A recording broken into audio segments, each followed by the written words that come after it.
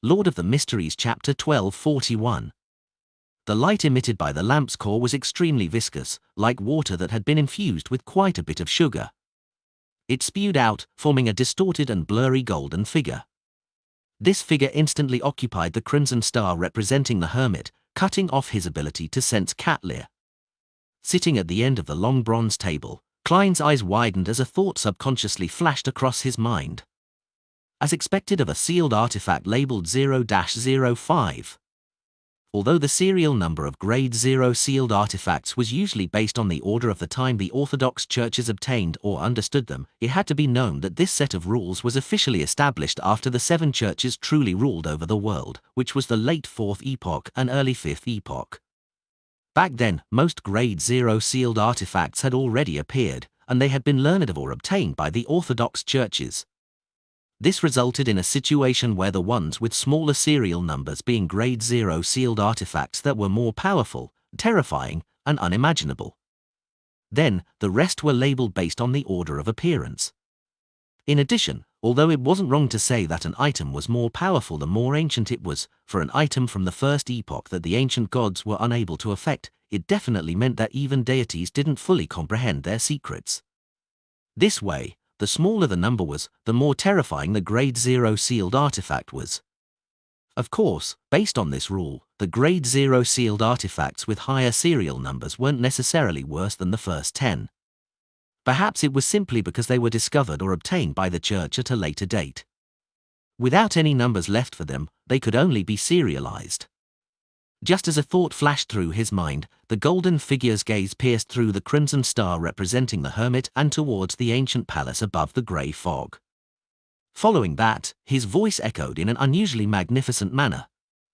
"Long time no see. Long time no see. Long time no see." He knows the former owner of Sapphira Castle, the celestial worthy of heaven and earth for blessings? No. It should be him, a genie who claims to be eternal.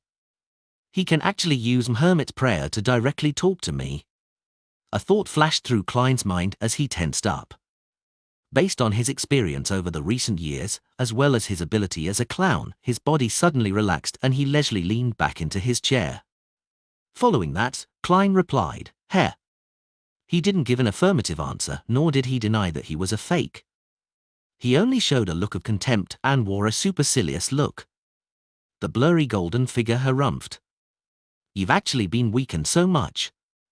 It's no wonder that I haven't heard of your honorific name in the past few millennia." Honorific name? Weak? He really knows the former owner of Sapphira Castle.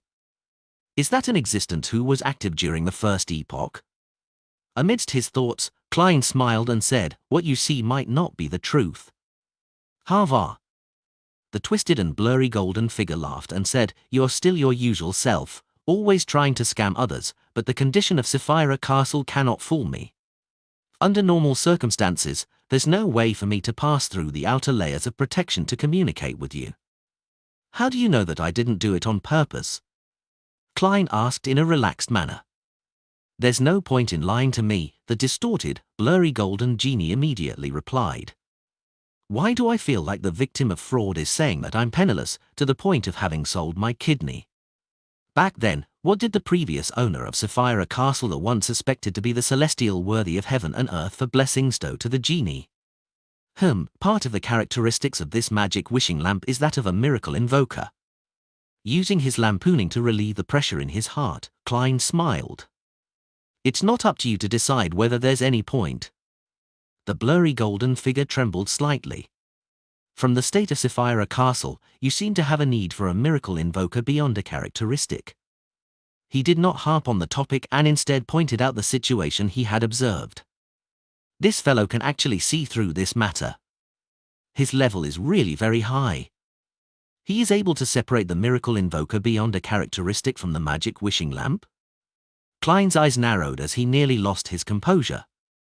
He immediately controlled his actions and expression and replied with a smile, "If you think so."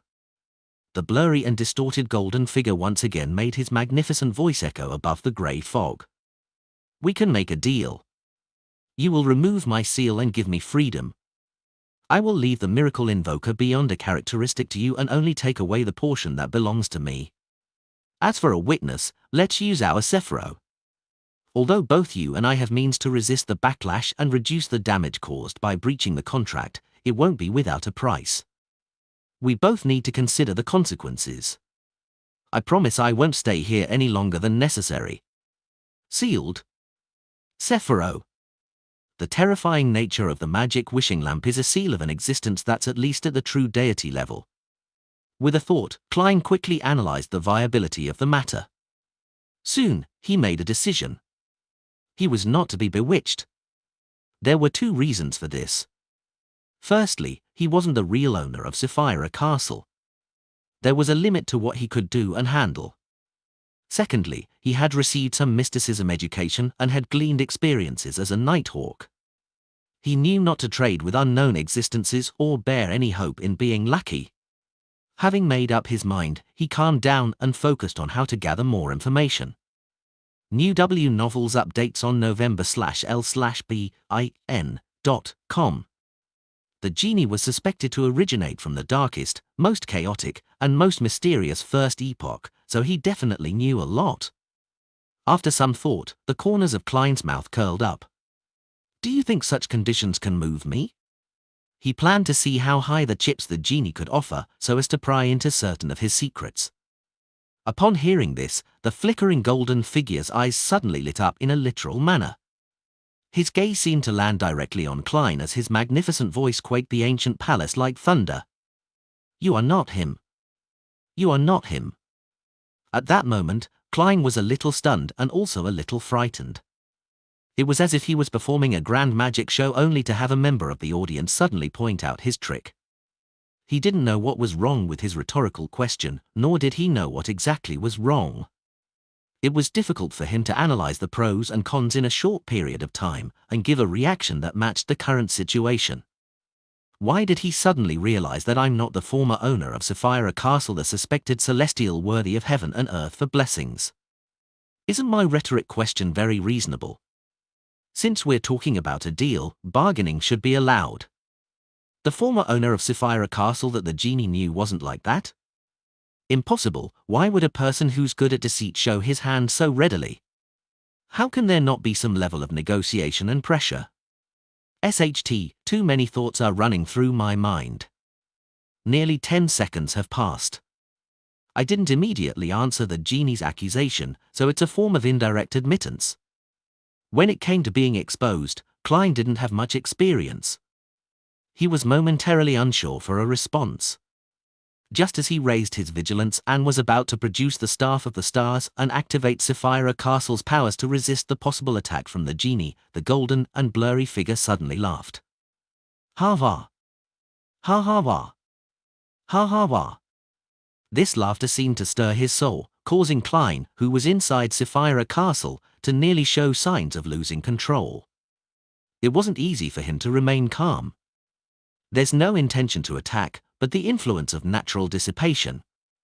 What's the genie laughing about? What's so funny? Klein frowned as he thought of one possibility after another, but he felt that they didn't match reality. After a few seconds, the genie's laughter stopped and he happily quipped, even for existences at our level, fate is still so miraculous. Regardless of who you are, the deal I proposed is still on the table. As long as you remove the seal and release me, I will return to the cosmos with the portion that belongs to me. As for the rest, I will leave the miracle invoker beyond a characteristic to you. In addition, I will grant you 3 wishes. How's that? Isn't that enough? Cosmos. When Klein heard that, his eyelids twitched as he sharply sensed danger. This was a warning from his spiritual intuition. He had originally thought that he could pretend to agree and obtain more information before using Sapphira Castle to go back on his promise, but now he suddenly felt that he could not make the promise. Hence, Klein decisively said, "Leave."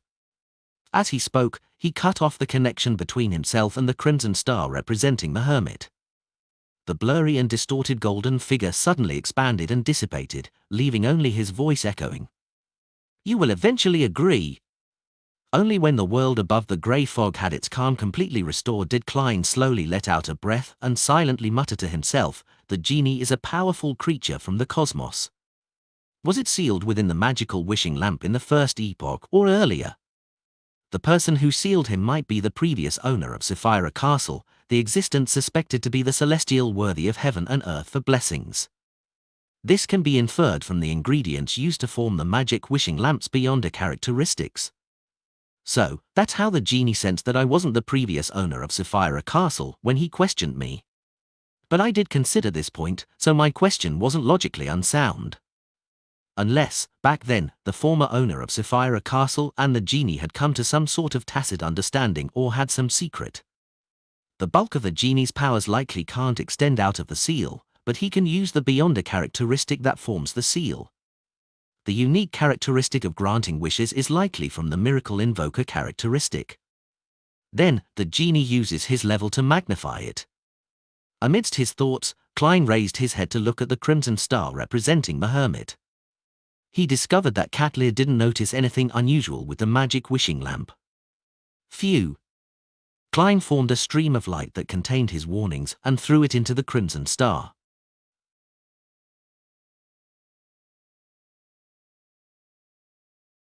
Lord of the Mysteries Chapter 1242.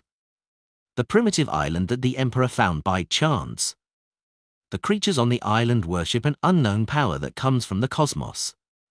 Without reaching the level of an angel, just knowledge of it will result in corruption from the cosmos. Try not to make a wish to the genie, nor bring it to that primitive island. Katleer finally received feedback from Mr. Fool as she heaved a sigh of relief, even more worried about the Queen's quest. She turned her head to look at the unresponsive magic wishing lamp and quickly put it away.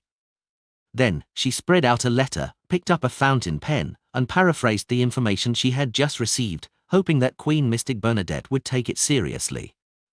In a dilapidated apartment in Backland, a man with a full beard was sitting on a chair with his hands cuffed behind him. Zio, who had become a middle-ranking MI9 member through her own capabilities, stood in front of the man, with a triangular blade in hand and her two subordinates flanking her. "We already have enough witnesses and evidence to prove that you're one of the main organizers of the protest. If you wish to reduce your punishment, answer my questions honestly." Before Zio could say a word, the bearded man felt an extremely powerful suppressive force. When she finished speaking, even his mind began to tremble. It was as though bolts of electricity were generated and a pain and numbness that couldn't be perceived could explode at any moment.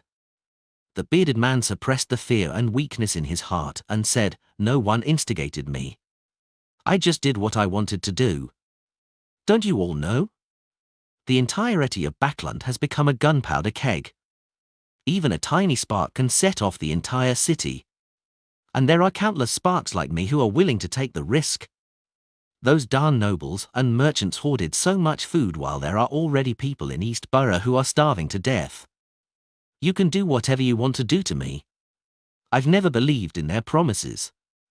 The reason why we agreed to end the protest was because everyone had received a lot of food." Zia was about to ask further when she suddenly turned her head to listen to the commotion in the distance. Sounds of rumbling could be heard from somewhere. It was deep, hoarse, and layered. Check new novel chapters at novelbin.com. Has the Faysak, Intis, or Fainapotter army broken through our defenses and begun to attack Backland's defenses? Zio's expression instantly turned solemn. Back in the forsaken land of the gods, after Klein returned to the real world, he immediately attempted to reach out his hand to see if he could pull out the magic wishing lamp from the fog of history. Soon, he confirmed that he couldn't summon sealed artifact 0-05. Indeed, it involves a uniqueness, or should I say, Sapphira? In short, the genie is indeed a high-ranking existence that was sealed. At the very least, he is a king of angels. There's no way to make use of him. Klein let out a breath and turned his attention back to the hunt of dark demonic wolf Kota. He had made a lot of preparations during this period of time, and he ran through and confirmed the plan above the grey fog. However, he was in no hurry to take action. He spent quite a bit of time checking the loopholes and mending the imperfections. 2 to 3 days later, it was dark and silent in the wilderness. Wearing a silk top hat and a long black trench coat, Klein held a lantern that emitted a faint yellow glow. With a solemn expression, he reached out his right hand and grabbed at the air. At that moment, a bolt of lightning streaked across the world, illuminating it. Following that, he dragged out a figure. It was him holding the illusory staff of the stars and a lantern. Right on the heels of that, his true body entered the fog of history as he dashed to a time before the first epoch. He hid inside the old stacked cities. His historical void projection suddenly came alive as an area that he had been exploring recently had surfaced in his mind. He used the power of the staff of the stars to directly move to it. This was a huge distance away from where his actual body was. Even if there was a problem with the projection, no one would be able to lock onto the exact location of where his true body was when he returned to reality. Surveying the area, he took in a dried riverbed and a boulder that stood deep in the darkness like a monster. He no longer maintained his staff of the stars' historical projection, letting it quickly fade away and disappear with a shake of his right hand. After doing all of this, he walked to the boulder, put down the lantern, and began chanting an honorific name in Jotun, the Dark Lord that exists alongside history, the embodiment of countless miracles, the God of Wishes. This was the dark demonic wolf's honorific name that he had obtained from the Evernight goddess. Although the mythical creature might not be using it anymore, or had perhaps changed it a long time ago, it was undoubtedly referring to him when it came to mysticism. Deep within a mountain range, in an ancient castle, giants, elves, humans, and vampires each held the role as gardeners, chefs, servants, and guards. They all had different expressions and would whisper to each other when they met, making them appear lively and intelligent. However, once they returned to their rooms, they would immediately turn dull. Their eyes would no longer move as their bodies floated up and hung from the ceiling. In the depths of the castle, in a hall where only lightning could light it up from outside the window, a huge figure lay quietly in the darkness. Its body was like a tiny mountain that was covered in dark short fur. Its pitch-black pupils covered at least 3/4 of its eyes, and at its forehead was a tuft of grayish-white fur. Its head resembled a magnified, twisted feral wolf. This was none other than the God of Wishes, dark demonic wolf Kota. Suddenly, this demonic wolf, which was more exaggerated than an ordinary giant, raised his head. Every strand of his dark and short hair began to sway as all the servants in the castle followed his actions. Kota's eyes moved slightly as he turned his head slightly, as though he was listening to something. In the next second, he opened his mouth and let out a soundless roar and summoned another him. As soon as this dark demonic wolf appeared, Kota's body leaped into the grayish-white fog as he dashed to a certain historical spot of light in the second epoch. This was a piece of secret history that he knew. In the real world, the dark demonic wolf's historical void projection made a wish in a tongue-twisting language. Then, with a flash of his figure, he directly moved to a mountain near the northern city of Noir. After making the necessary preparations, the God of Wishes allowed a strand of dark, short hair to fall off, turning into an illusory worm of spirit that expanded into the corresponding prayer point of light. With its help, Kota saw who was praying to him. It was a young man wearing a strange hat and strange clothes. He stood beside a glass lantern and softly chanted the honorific name of the God of Wishes. The dark demonic wolf's huge, pitch-black pupils turned and saw that the young man was covered in a layer of grayish-white fog. There were some things that could not be seen clearly in the fog. As a Sequence 2 angel of the seer pathway, this mythical creature could clearly sense that the fog was similar to the fog of history. It could sense a strong attraction force from something in the fog. Sapphira Castle? Having heard some matters from the ancient god, Phlegria, the king of demonic wolves, he instantly had a guess. Under this premise, he had many thoughts regarding the young man. Using Sapphira Castle to attract me and make me attack him on my own accord, and then confirming my location. This is a bait? Indeed, he's just a historical void projection. It's unknown which time fragment his true body is hiding in. It's unknown where the ambusher is hiding. Previously, Sapphira Castle clearly had an anomaly. I controlled myself and didn't attempt to search for the corresponding region or the clues that might be left behind. Why do they think I will fall for it? It's just an attempt, switching to another when it doesn't work. Or is there something wrong with this prayer? I've lived for thousands of years. After experiencing so many things, what kind of situation have I not seen? The best solution now is to ignore him and not spy on him. I'll just remember him.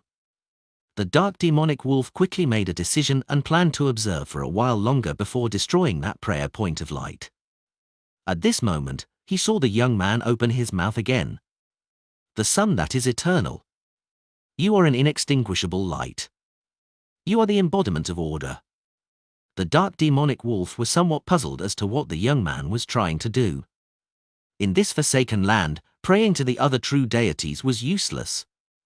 In the next second, Klein once again chanted another deity's name. The Lord that created everything. The Lord who reigns behind the curtain of shadows. The degenerated nature of all living things. The dark demonic wolf's pupils dilated slightly. He was confused by the actions of the human in the prayer light. Before he could make any guesses, Klein muttered the third honorific name. The clock hand that tampers with time. The shadow that roams across fate. The embodiment of deceit and trickery. Amorn. He is praying to Amorn. The dark demonic wolf was already completely at a loss as to what the other party was up to. He instinctively felt that something was amiss and immediately wanted to wipe away the corresponding prayer point of light. Suddenly, he saw the young man lift his head and smile. He then took out a crystal monocle and put it on his right eye. In just one prayer, Klein's historical void projection had turned into blasphemer Amorn's avatar. Almost at the same time, the dark demonic wolf felt the other party's gaze pass through the prayer light and land on him.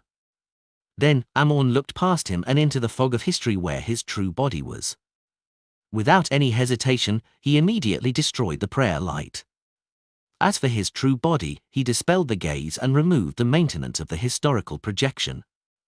In the fog of history, in the stacked city of old, Klein suddenly stood up. A scene surfaced in his mind. A few seconds before this scene took shape, he had severed the connection between his body and the historical void projection, doing so in order to avoid having Amorn descend right beside him. The baffling actions that he had previously done were mainly to confuse the dark demonic wolf. He wanted him to continue observing after realizing that the supplicant wasn't the true body. This made him increase the time he spied on Sapphira Castle.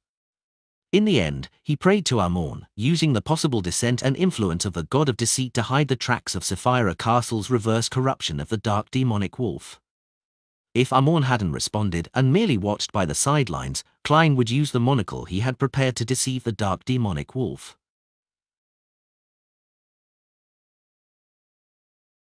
Lord of the Mysteries Chapter 1243. Deep within a mountain range, in the ancient castle. As soon as dark demonic wolf Kota returned from the fog of history, he instinctively removed all connections with the outside world. He was prepared to abandon this place and move elsewhere.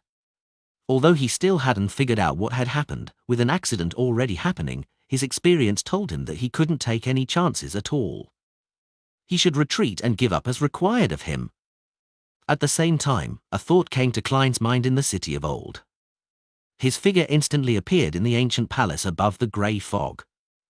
At the seat belonging to the fool, he merged with the constantly distorted and scattered crimson figure and took form.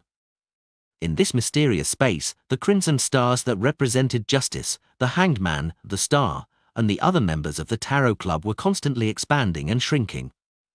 They emitted layers of ripples that formed a mighty wave. This was one of the preparations that Klein had made in advance. In the name of German Sparrow, he had used different reasons to get the members of the Tarot Club to pray to Mr. Fool one after another, asking this existence to pass a certain answer to Mr. World. As such, the crimson stars resonated, affecting Sapphira Castle in reverse, thus allowing it to summon the Fool to resolve the problem. This was one of the key factors that could help him escape from Amorn's clutches. It could help him remove the need to take 4 steps counterclockwise and recite the incantations. He could directly enter Sapphira Castle without wasting any time. And in a battle at the level of angels, the difference a second makes would perhaps determine the difference in the outcome. To fight someone more powerful than him, Klein had to consider every detail. Sitting in the high-back chair belonging to the Fool, he beckoned for the staff of the stars and sea god scepter while observing the other changes in Sapphira Castle.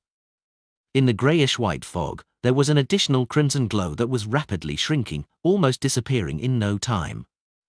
Around the Fool's seat, ripples of light bloomed as though they were forming a pure passageway. He could barely make out a gigantic demonic wolf's figure from the crimson glow. This was a result of Kota's spying on Sapphira Castle. Through the passage of time, he had gained a certain understanding of the situation and had unknowingly been invaded. As such, he established a preliminary connection with Sapphira Castle.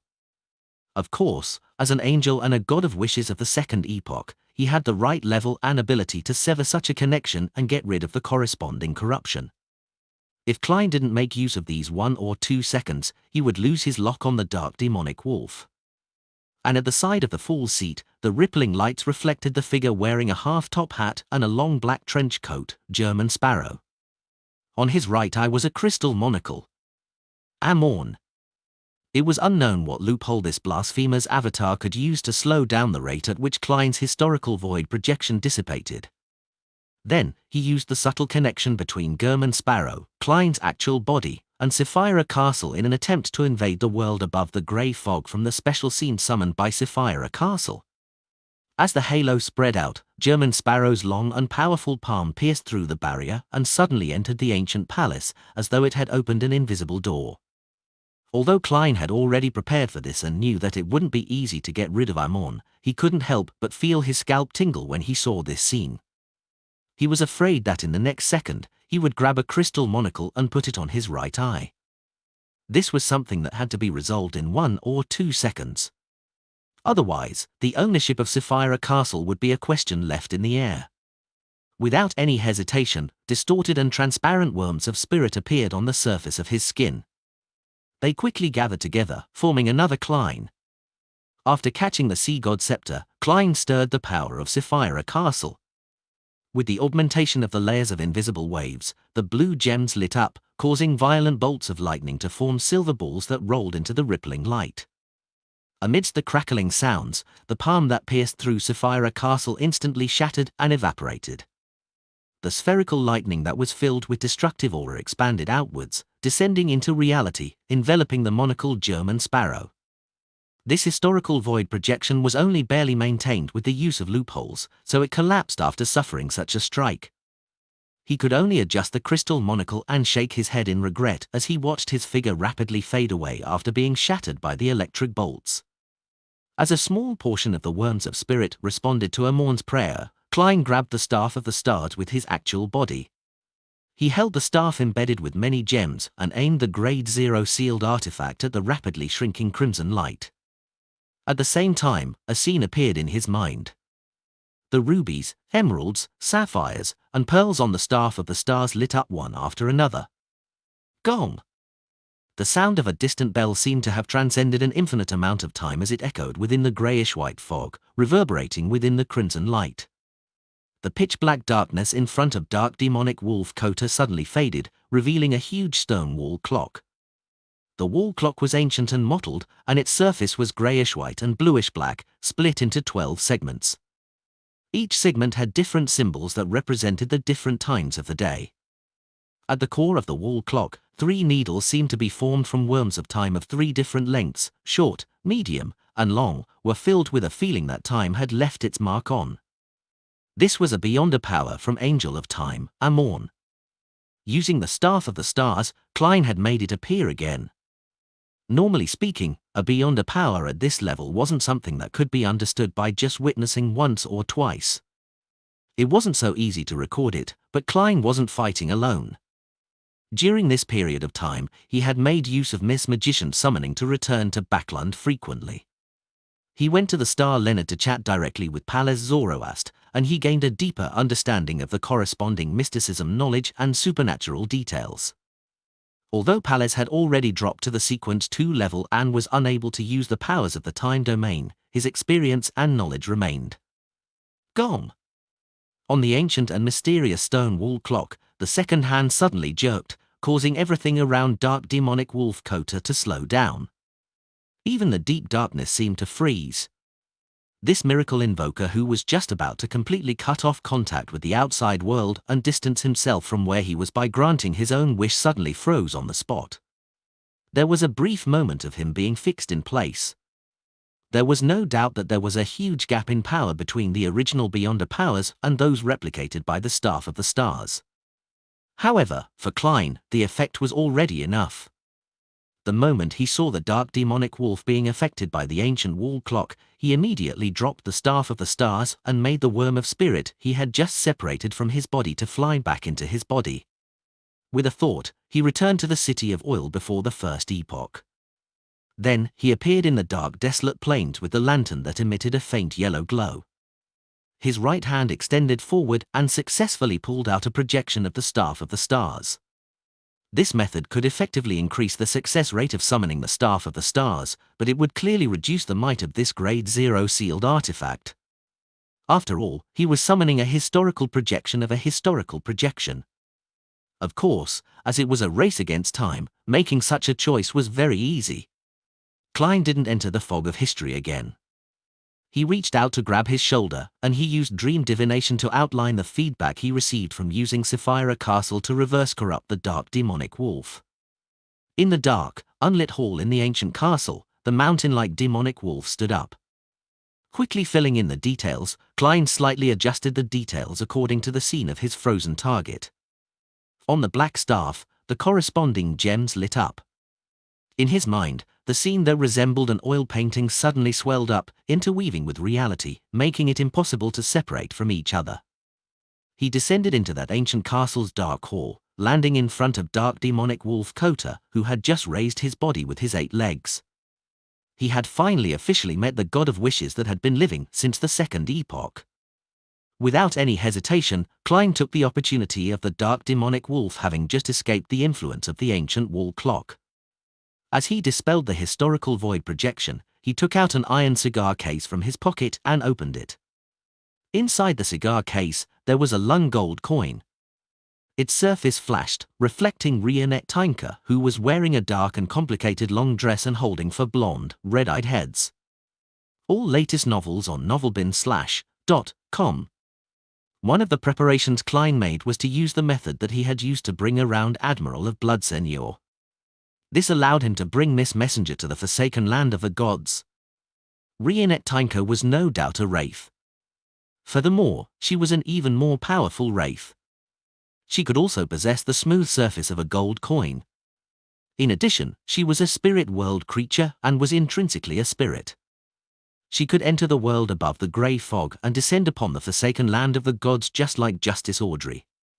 Based on this condition, in order to not expose the secret within Sapphira Castle and not expose the fool's true identity, he first made Miss Messenger possess the gold coin before using the iron cigar case to seal it. Then, he sacrificed the item to the grey fog before bringing it to the forsaken land of the gods through a bestowment ritual. Of course, the prerequisite for these actions was that Klein had the level and strength of a Sequence 2 angel in Sapphira Castle. Even if something went wrong with Rionette Tynker, he could still handle it. As for Rionette Tynker, she happily agreed to this matter because German Sparrow had just helped her retrieve a portion of her body. Silently, Miss Messenger left the gold coin and occupied the pitch-black pupil of the dark demonic wolf's eyes. Wraith's Possession. Lord of the Mysteries Chapter 1244. Just as Rionette Tynker's figure appeared in dark demonic wolf Kota's pupils, she left the window to the heart and began expanding back to her original size. This meant that her wraith's possession attempt had failed. The dark demonic wolf's body rapidly shrunk and thinned as he madly absorbed the light around him, becoming a translucent black velvet curtain. This was an item that Klein had seen via dream divination. It was ejected from the greyish-white fog and had landed in the hands of the dark demonic wolf. It was suspected to contain the Sequence 1 attendant of mysteries beyond a characteristic of the seer pathway. At this moment, dark demonic wolf Kota had borrowed some of the powers of the curtain to dodge Rionette Tynker's wraith's possession at the critical moment via some unknown means, effectively avoiding the subsequent series of control. The curtain was stowed away after he used it, allowing the dark demonic wolf with his dark, short fur to appear in a spot that was originally empty. Reenectinka wasn't surprised by the failure.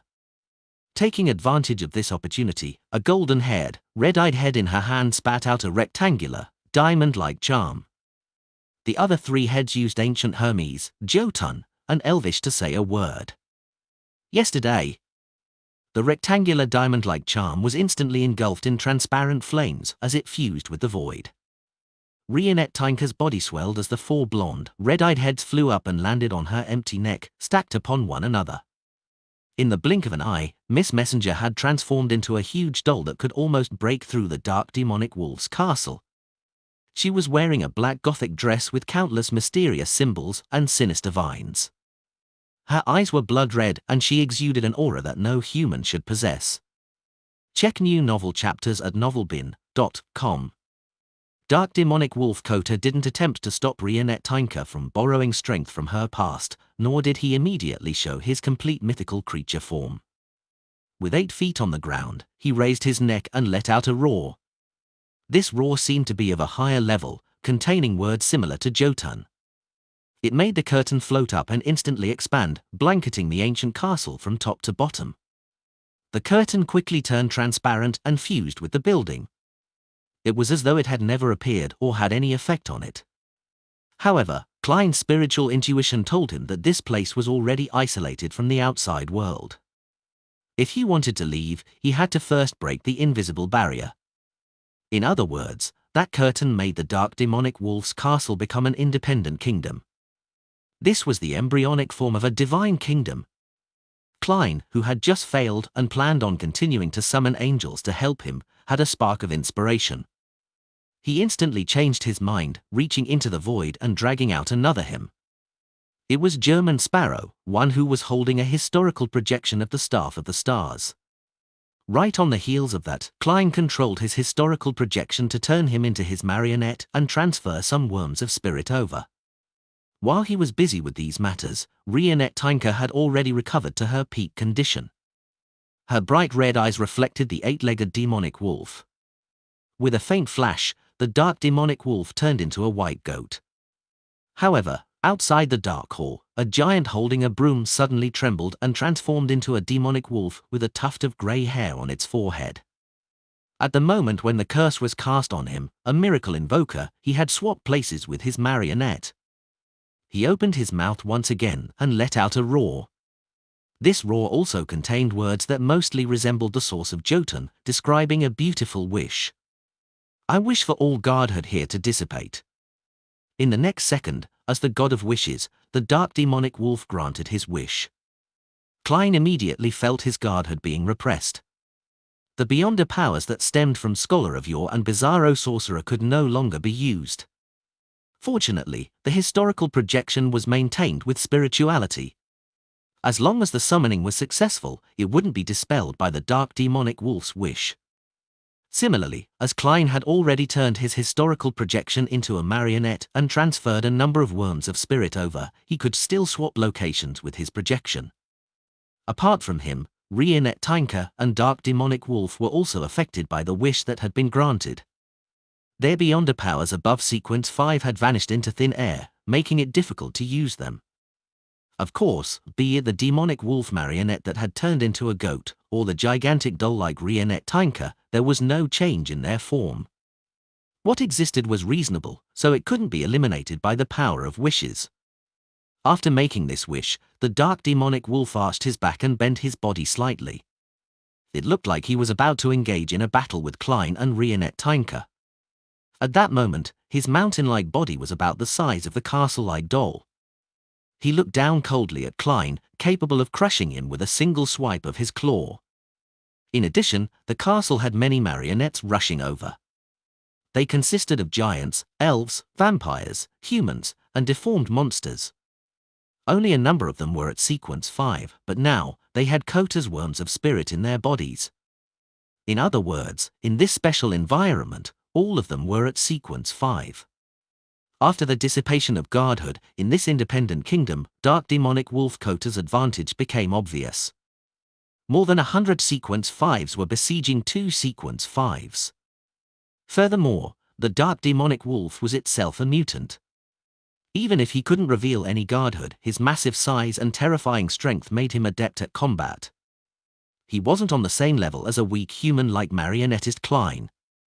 At this moment, the body of Rionette Tinker, who was dressed in a black gothic dress that twined with sinister vines, suddenly turned incorporeal. First, she reflected on a floor-to-ceiling window, then it jumped into the pitch-black pupils of the dark demonic wolf. She had once again attempted Wraith's possession. However, dark demonic wolf Kota swapped locations with another marionette in a timely fashion, preventing Rionette Tinker from successfully possessing his body.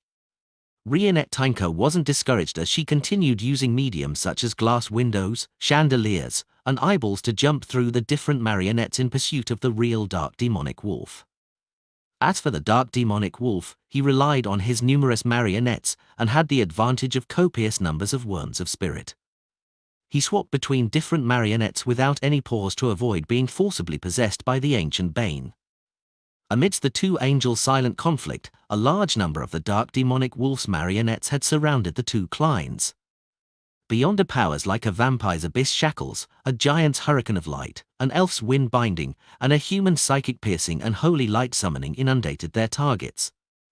They controlled, weakened, attacked, and purified Klein, acting with great rapport. Klein was only able to dodge a portion of the attacks before being drowned by the attacks. Plasma exploded as the light blasted out. Klein's staff of the stars holding figure quickly outlined itself to the side. At that critical moment, he had exchanged spots with his marionette in time. He imagined his traveling powers and had used the staff of the stars to complete the teleportation. In this special scenario, this was essentially a release of recorded powers. After dodging this round of attacks, Klein discovered that a marionette was controlling his spirit body threads before he could catch his breath. At the same time, a human marionette reached out his right hand under the influence of the dark demonic wolf and aimed at the miracle invoker's actual body. In the next second, the dark demonic wolf and another marionette switched positions. As for the marionette, it was possessed by Rionette Tinker. This way, the human marionette's right hand was targeted at Rionette Tinker. The marionette's palm clenched tightly as his wrist spun half a circle, stealing away the target's subsequent thoughts. Right on the heels of that, he jumped and pounced on an ally. Rionette Tinker was momentarily rooted to the ground. When the dark demonic wolf saw this, he immediately got several marionettes to spread open their arms and summon pure pillars of cleansing flames to surround them. In the holy light, Wraith Rionette Tinker's body first began to melt. Following that, using mirror jump, she moved to a glass window situated high above the castle to avoid the subsequent purification. In just a few seconds, she and Klein inevitably fell into a perilous situation. The restricted environment, being on his home ground, and his trait as the god of wishes had magnified dark demonic wolf Kota advantage to the extreme. If it were any other scholar of yore, there was only one problem: he needed to consider how to rely on Rionette Tinker to escape, but Klein had his trump card. Just as he pulled back his spirit body threads, he didn't hesitate to stir the powers of Sapphira Castle. This trait of his wasn't suppressed by the dark demonic wolf's wish. This was something even the forsaken land of the gods couldn't screen. In midair, greyish-white fog appeared. The ancient palace above the spirit world appeared faint.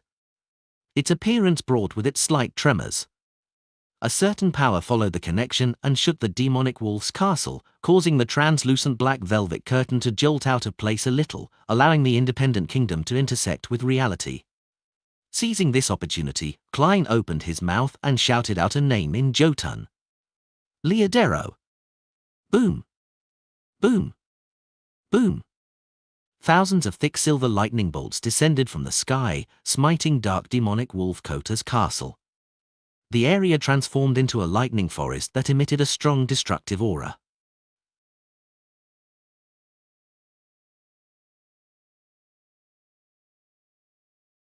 Lord of the Mysteries Chapter 12:45. Boom. Boom. Boom.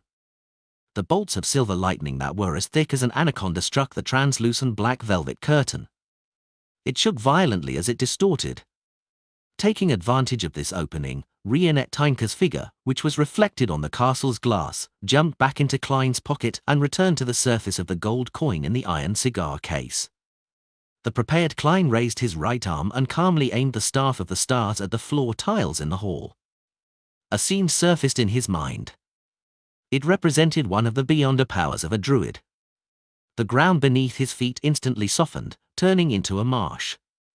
It made his body sink like it had fallen into a sea. Underground slink. Boom. The translucent black velvet curtain could no longer withstand the cleansing from the lightning storm the moment the marsh solidified. It curled into a ball and fell back into the castle. No longer restricted, the few thousand thick bolts of lightning rained down the ancient castle. A tower collapsed and the hall was left in shambles. One marionette after another burst into ephemeral illusions under the pricking of such a lightning strike. They were instantly charred black and reduced to ashes. When the silver light that illuminated the entire mountain range subsided, dark demonic Wolf Kota's castle was in ruins. Many spots were burning with red flames. Klein immediately emerged from the bottom of a deep pit and saw that the demonic wolf, covered in dark and short fur, had performed the same action. Relying on the 3 druids among his marionettes, he had successfully hidden underground to avoid the lightning bombardment. And at that moment, the independent kingdom created by the curtain had completely disintegrated. However, the dark demonic wolf's wish hadn't completely expired. The return of guard had still needed some time. Without any hesitation, both parties engaged in another intense battle. Kota allowed the crinkled curtain to fly up and drape him, so as to prevent the wraith's possession. After all, there were only 3 of his marionettes left. Of course, this way, he could no longer swap locations with his marionettes. At the same time, Rionette Tinker left the gold coin in Klein's pocket and floated towards the 8-legged demonic wolf. She had given up on the idea of possession as her arms suddenly swelled. A few strands of grey hair grew from the back of her hand, and her nails became long, sharp, and firm.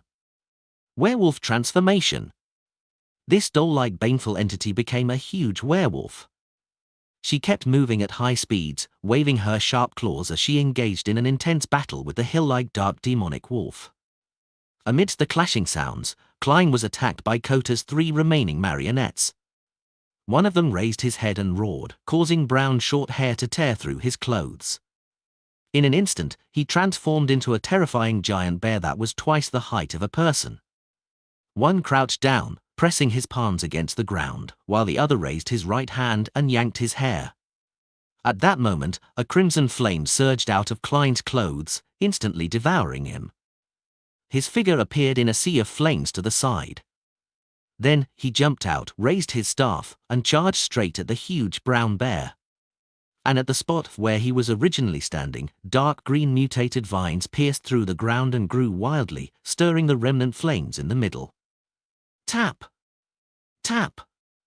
Tap! The huge brown bear didn't back down. With heavy strides, it rushed towards Klein like a high-speed steam locomotive. It spread open its arms, trying to give him a passionate hug that could crush all his bones and squeeze all his chest muscles together. Tap! Tap! Tap!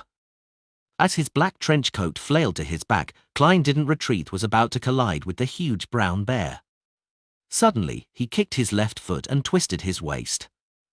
He forcefully jumped up and flew past the brown bear diagonally. Thud!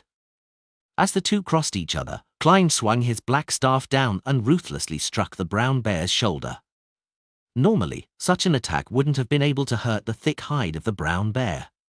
However, with the Staff of the Stars, the physical attack would lead to random abnormal changes or strange effects. Of course, under the God of Wishes' suppression, these changes and effects wouldn't exceed that of a sequence for Beyond Power. Thud! As the sound of the staff strike reverberated, the huge brown bear's shoulder tore open diagonally from its shoulder.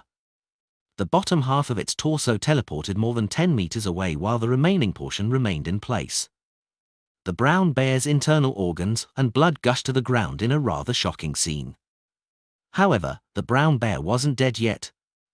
Its two halves were squirming as it struggled to stabilize his center of mass and continued attacking. As a marionette, he had long died. Such damage was nothing. At this moment, Klein had already jumped behind the brown bear, his feet stepping on the ground. Another wave of scarlet flames surged out, drowning his figure. A flame that was about to be extinguished rose up as Klein leaped out and arrived close to the marionette, which had both hands on the ground. With his silk top hat, he ran past the marionette without turning his head as he swung the staff to the side. Thud! The marionette's body burst into golden flames as his figure instantly vanished. A flame surged into the sky as the marionette jumped down. However, the golden flames didn't extinguish, quickly burning him to ashes. Without even looking over, Klein had already rushed in front of the marionette that was yanking his hair. The marionette immediately threw out the hair in his hand. These strands of hair began to burn as they emitted black gases, sounding alarms to Klein's spirituality senses. Poison! An unknown poison. With a creak, he forcefully stopped using his ability as a clown. Using the inertia of his body, he extended his black staff. All sorts of thoughts rapidly reformed in his mind, quickly forming a scene. Before this operation, Klein had requested Miss Justice's help to hypnotize him. It made his brain unable to form scenes when he subconsciously thought of one. There would only be a single thought resonating in his mind, and he had to take the initiative to control it to construct the scene. This allowed him to use the Staff of the Stars for a long time without being affected by the negative effects. As for the flaws of thinking in such a manner, Klein felt that it was still acceptable under predetermined conditions. Without a sound, the gems embedded in the Staff of the Stars lit up. A pure white and holy pillar of light descended from the sky, enveloping the black gas and the corresponding marionette. The poison quickly melted under the sun's burning. It was the same with the marionette. With a remnant glow still in his eyes, Klein instinctively turned around and aimed his staff at the brown bear that was split into two. Silver lightning flashed spontaneously before the separated brown bear's body finally collapsed, unable to get up again. In just a few seconds, Klein had finished off the remaining marionettes of the dark demonic wolf. After Sapphira Castle's anomaly, be it him or the god of wishes, time became abnormally precious. No one was willing to stall for time, because it wouldn't be long before high-level existences like the true creator and angel of time Amorn in the forsaken land of the gods descended. Upon seeing this, dark demonic wolf Kota trembled violently and flung out the translucent velvet curtain. The curtain first vanished into thin air before it suddenly appeared behind Klein. Just as his spirituality was about to send a warning, it covered him and wrapped him within it. Klein's vision immediately darkened as he felt his thoughts turn sluggish. His spirit body threads were being inoculated onto the curtain one thread at a time. He attempted using flaming jump, softening his bones, and using the Staff of the Stars, but he was unable to succeed in such an abnormal state. The black velvet curtain became tighter and tighter, revealing the corresponding marks of his eyes, nose, and mouth, as though it was squeezing out a brand new person. Rionette Tinker immediately jumped and appeared on the translucent curtain, purging it from Klein's body and teleporting elsewhere. The dark demonic wolf seized the opportunity and raised his neck, letting out a roar. Read latest chapters at no.bin/c/o/m only. The curtain stood up, as if it had become a cloak draped over an invisible person's body. A terrifying suction force was born, causing the spirit body threads of Rionette Tinker and Klein to uncontrollably float over. If they didn't have the corresponding Beyonder powers, their spirit body threads would have merged into the cloak in just 3 to 4 seconds, while they would become its marionettes. Fortunately, Klein was a marionettist himself. He immediately focused his attention and controlled his and Miss Messenger's spirit body threads. He followed the method that he learned from Zaratul, allowing them to circle around him and return to their original positions, forming loops. Roar! The dark demonic wolf spat out a gas ball, sending it flying towards Klein like a cannonball. As he was focused on controlling his and Miss Messenger's spirit body threads, Klein could barely duck. Just as he was about to be struck, Rionette Tinker floated over and stood in front of him. Boom! Rionette Tinker's blonde hair scattered as the evil vines wrapped around her body broke apart. The dark demonic wolf's follow-up actions were one smooth continuous series of actions. Taking advantage of the moment when the curtain was desperately pulling at its target spirit body threads, he launched repeated attacks on Klein, forcing Rionette Tinker to block them. It caused the tough ancient Bane to tremble under the attack of his claws, air blobs, and flaming attacks. More and more wounds appeared, making it look like she could not last any longer. At this critical moment, as Klein controlled the spirit body threads to resist the attraction of the curtain, he reached into his pocket and took out another iron cigar case. The seal was removed and the box was opened. Inside, there was also a gold coin lying quietly. There was also a wraith on the surface of the gold coin. This was a blurry female wraith, a true undying creature, and not a wraith from the mutant pathway. It was the strongest trump card that Klein had prepared. Previously, because he was inside the isolated kingdom that wasn't connected to the outside world. He was afraid that he wouldn't be able to obtain the desired effect. Only when the curtain targeted him and Miss Messenger did he feel that the opportunity was here. As the box was opened, the wraith suddenly jumped onto the surface of a glass fragment. On it were nearly illusory black tubes that extended into infinity, connecting to the unknown. This was the symbol of artificial death. An artificial death was equivalent to the Evernite goddess. This trump card of his was the reenactment of the time when the Evernite goddess had used God of Glory Bladdle's corpse to foil Amorn's attempt to snatch Sapphira Castle. For this, he deliberately found a wraith-like monster in the forsaken land of the gods and imprisoned it, placing it together with the artificial death project's white feathers he summoned from the fog of history. Through his repeated experiments and prayers during his specific trips to Backland, this wraith had finally established a certain connection with artificial death, allowing the Evernite goddess to use this opportunity to exert a rather low level of influence.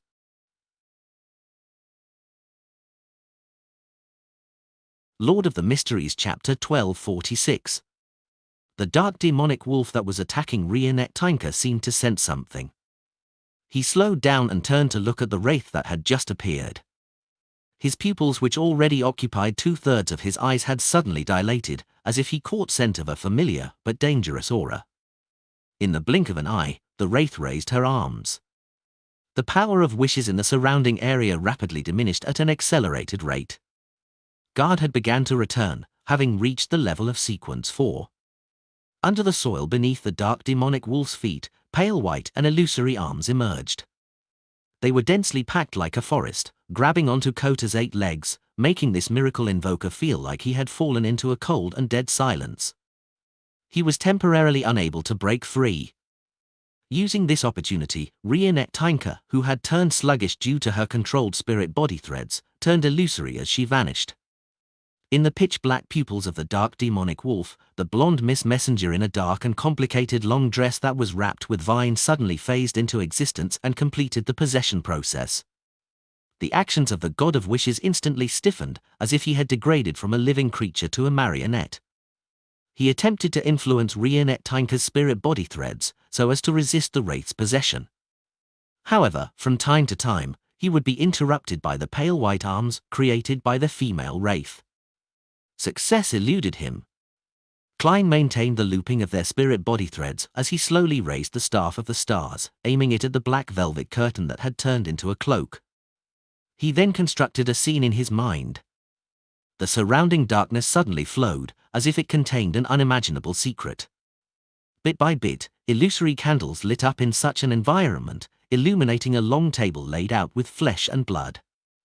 On the 2 sides of the long table, 3 extremely blurry figures were holding up the flesh and blood, ravenously devouring them. In the next second, the 3 figures turned their heads simultaneously and cast their gazes at the translucent black velvet curtain. The crazy suction force emitted by the curtain came to an abrupt halt as it hovered in its original spot. It was as if it had momentarily forgotten who it was, whose side it was on, and what it should do. Feast of Betrayal. Fairy tale magic's Feast of Betrayal. The fairy tale magic that Klein had just used was the Feast of Betrayal that originated from the hermit Catlear. Its effect was to temporarily awaken the items in the target's hands or imbue them with intelligence, allowing them to carry out betrayals. Read the latest stories on novelbin.com. This was a sequence for Beyond the Power, so it couldn't be used under the restrictions of the Power of Wishes. At the same time, as the Staff of the Stars' emulated spell was lacking compared to the original spell, as well as the fact that it didn't harbor any ill intentions towards the dark demonic wolf, it only appeared lost and didn't fervently attack its master. And the moment Klein extricated himself from the influence of the curtain, he immediately snapped his fingers, letting the scarlet flames drown him. In an instant, he appeared in a flame beside the dark demonic wolf wearing a half-top hat and a long black trench coat. The scarlet flame soared up, transforming into a blazing flame that allowed him to easily leap out. He arched his back slightly and raised the Staff of Stars as he dashed towards the towering demonic wolf. Tap! Tap! Tap! Klein ran faster and faster, as though transforming into a strong gust of wind. What welcomed him was the dark demonic wolf that barely managed to lift up his front two claws that had broken free of the restraints. Pa! Pa! Klein waved his black staff to his left and right, accurately hitting the two front claws of Kota, making them pause momentarily. At the same time, he crouched down and slid under the dark demonic wolf's two front claws. Amidst the howling winds, Klein turned around in midair and thrust upwards with the Staff of the Stars. With a puff, the gem-embedded black staff pierced through the dark and short-furred skin, driving deeply into the dark demonic wolf's body. A ludicrous gash tore open. Whoosh! Deep black blood with hints of red gushed out like a flood, spraying a substance with strong corrosive properties that belonged to a mythical creature at Klein. But at that moment, Klein's momentum had brought him flying under the dark demonic wolf. He was preparing to launch his second round of attacks. Suddenly, he heard an intermittent roar. This was from Wraith's possession. Due to the difficulty in moving, what dark demonic wolf Kota meant was Leo de Ro. Klein's gaze froze as the dark demonic wolf's mocking smile appeared in his mind. He wasn't the only one who could stir the remaining divine powers. He could do so, but so could dark demonic wolf Kota. Even though this miracle invoker didn't know that Wind Angel, Leodero, had already become the Lord of Storms, he naturally knew what to do thanks to Klein's demonstration from before. Who wouldn't know how to do a simple imitation? Boom! Boom! Boom! Silvery white bolts of lightning smoked down like gushing water from a water pipe. They rained over the ruins of the ancient castle, completely drowning all the figures. Klein didn't manage to react in time. After hearing the first half of the word, he had already used the powers of Clown to forcefully twist his body around. With a stomp of his right foot, he returned under the dark demonic wolf's body. As for Rionette Tynka, she had jumped onto the gold coin in his pocket. Immediately following that, Klein genuflected and inserted the Staff of the Stars into the ground. Boom! Boom! Boom! The vast storm tore through everything in its way. By the time the terrifying lightning forest dissipated, the ancient castle that belonged to the dark demonic wolf couldn't even be considered a ruin. There were no traces of it at all, leaving only a charred crater. Within the deep pit, paper figurines were blown up as they were reduced to ashes. Without a sound, a piece of soil that shimmered with the glint of rainbow-colored glass softened. Klein's burned hand reached out. With the dark demonic wolf suffering the brunt of the damage, he had used paper figurine substitutes and underground slink to barely survive.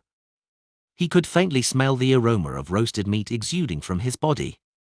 After returning to the ground, the tattered clothed Klein turned his gaze and took in the battlefield situation. The remnants of the dark demonic wolf's corpse were scattered everywhere. Its flesh was charred and lifeless. The curtain was curled into a ball, having fallen to the edge of the deep crater, motionless. The power of wishes had been completely wiped out, and Guard had returned to this region. The wraith that had a connection with artificial death had been destroyed. If it were any other Beyonder, they would probably think that the dark demonic wolf had chosen an outcome of mutual destruction, but as a demigod of the seer pathway, and having enjoyed the benefits of a miracle invoker ahead of time, something else flashed across Klein's mind. What is a miracle? A miracle is to be resurrected from the dead. When the dark demonic wolf saw that the situation wasn't right, he didn't hesitate to summon divine punishment in an attempt to kill everyone. Then, he could revive somewhere nearby. I almost used up my last revival. With regards to such matters, Klein had a certain contingency plan. He immediately used a charm engraved with the Fool's patterns and used it as a proxy for praying to Mr. Fool in front of Miss Messenger. Then, he used the summoning of Sapphire Castle that had yet to disappear to enter the world above the grey fog with a thought. He then relied on the prayer light's true vision to inspect the surroundings to seek out the resurrected dark demonic wolf. At this moment, Rionette Tinker left the gold coin in Klein's pocket and appeared beside the curtain that was curled into a ball. Her voice was slightly ethereal as she said, "It has a miracle invoker beyond a characteristic." A miracle invoker's beyond a characteristic? That's right. The dark demonic wolf possesses one of the 6 Miss Miracle Invoker characteristics under the premise that all the attendants of mysteries are accounted for. Under normal circumstances, the remaining attendant of mysteries beyond a characteristic also has one set of Miracle Invoker beyond a characteristic. As Miss Messenger spoke, Klein's spiritual intuition also sensed it. After confirming her judgment, he connected it to Will Septin's answer. There should be a total of 9 Miracle Invoker beyond a characteristics, but under the premise that the attendant of mysteries are all filled, the 3 sequence ones would definitely each occupy 1 sequence 2 characteristic. The remaining 6 Miracle Invoker characteristics belong to Zaratul, Antigonus, the Magic Wishing Lamp, Theatre with Curtains That Never Draw, The Last Banquet, and the Dark Demonic Wolf respectively. He had originally hoped to obtain the Dark Demonic Wolf's characteristic, but he hadn't expected that the curtain not only had a Sequence 1 Attendant of Mysteries characteristic, but also a Sequence 2 Miracle Invoker characteristic. It was also the one that had disappeared. It looks like the reason for its disappearance was also because of the grey fog. Later on, it was spat out. Do I still seek out the resurrected Dark Demonic Wolf?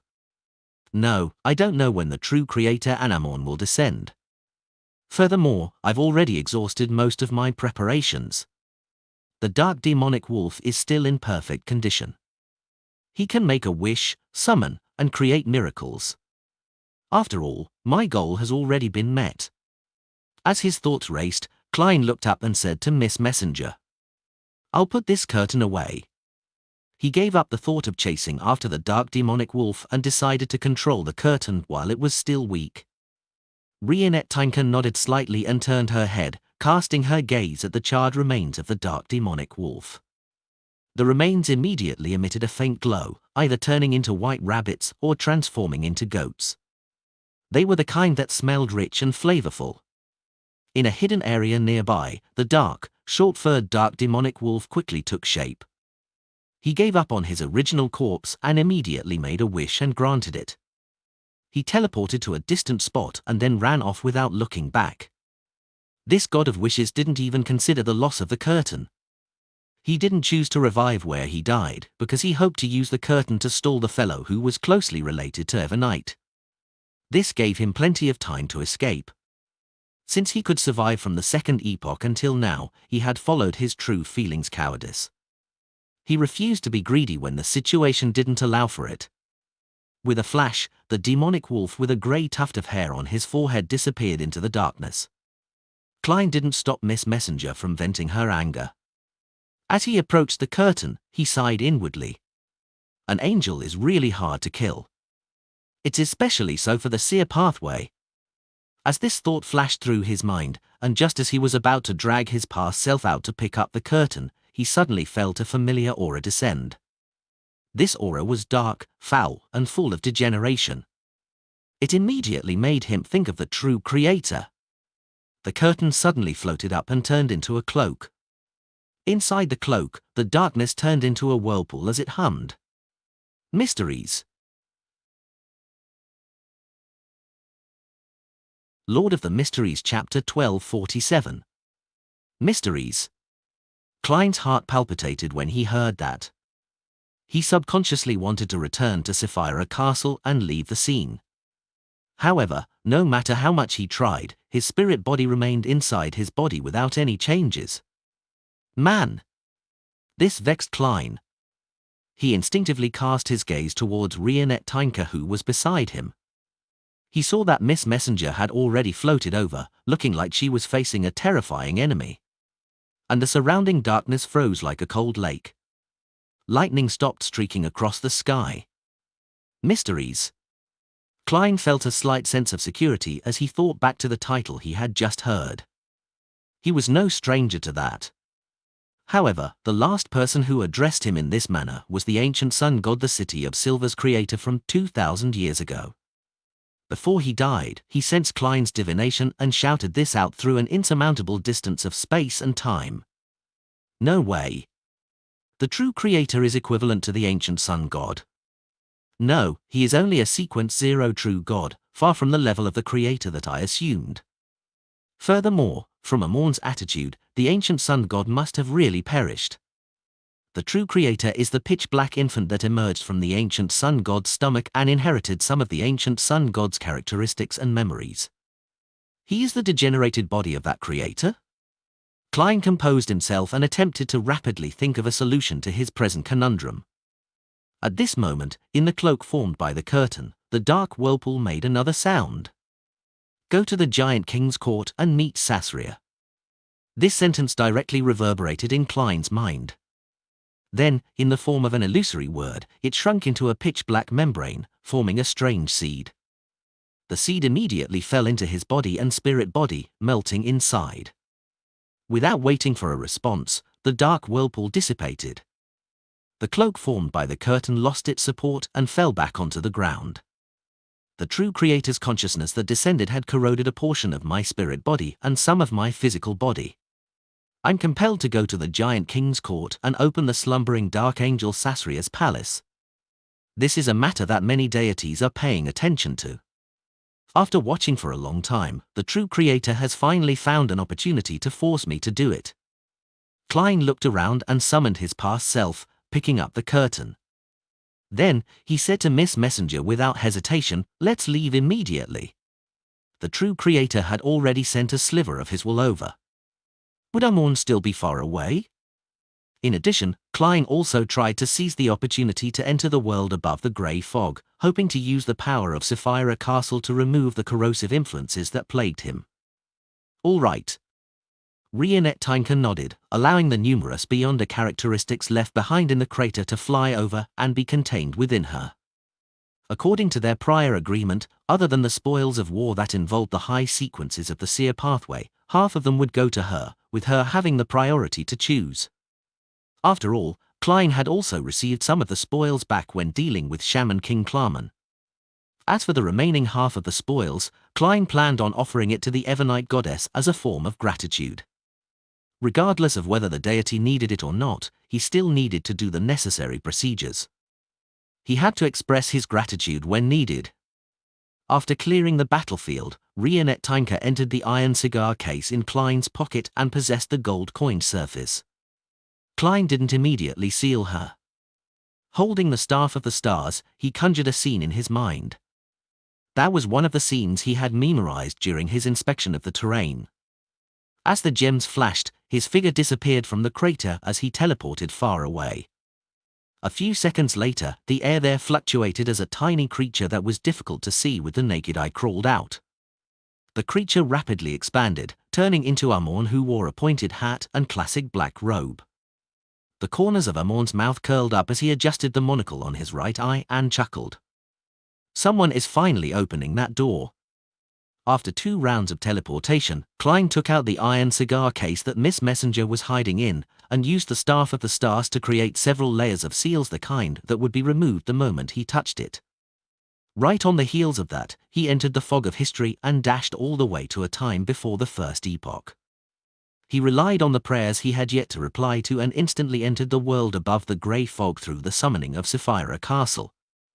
As the roars and the ravings echoed, he felt the corrosion in his spirit body gather together, curling into a ball.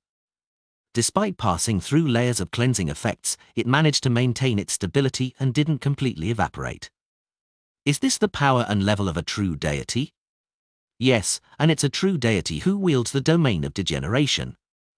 Sitting in the seat belonging to the fool, Klein frowned slightly as he observed his state. The corrosion created by the true creator wasn't strong. If they were to leave the protection of Klein's spirit body, they wouldn't be able to last long above the grey fog. This was also the main reason why he had made the judgment and dared to directly enter Sapphira Castle. However, unless he planned on dying again, there was no way he could bypass his own spirit body to remove the corrosion.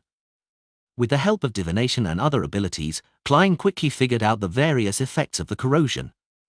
Read the latest stories on novelbin.com. It wouldn't mutate, send a message to the true creator, or interfere with what he did. It would only continue to steer him via mystic means towards the giant king's court. It compelled Klein to open the palace where Dark Angel Sasria was in deep sleep. It's partly in the mind, and also at the level of fate. When I become a miracle invoker and become an angel, deepening my control of Sapphira Castle, I should be able to clear this corruption. However, if I want to become a miracle invoker and become an angel, I have to go to the giant king's court and open the door to that palace, helping the city of Silver find a way to leave the forsaken land of the gods. As Klein thought, he revealed a wry smile. Fortunately, this was something he was prepared to do, and it didn't burden him further.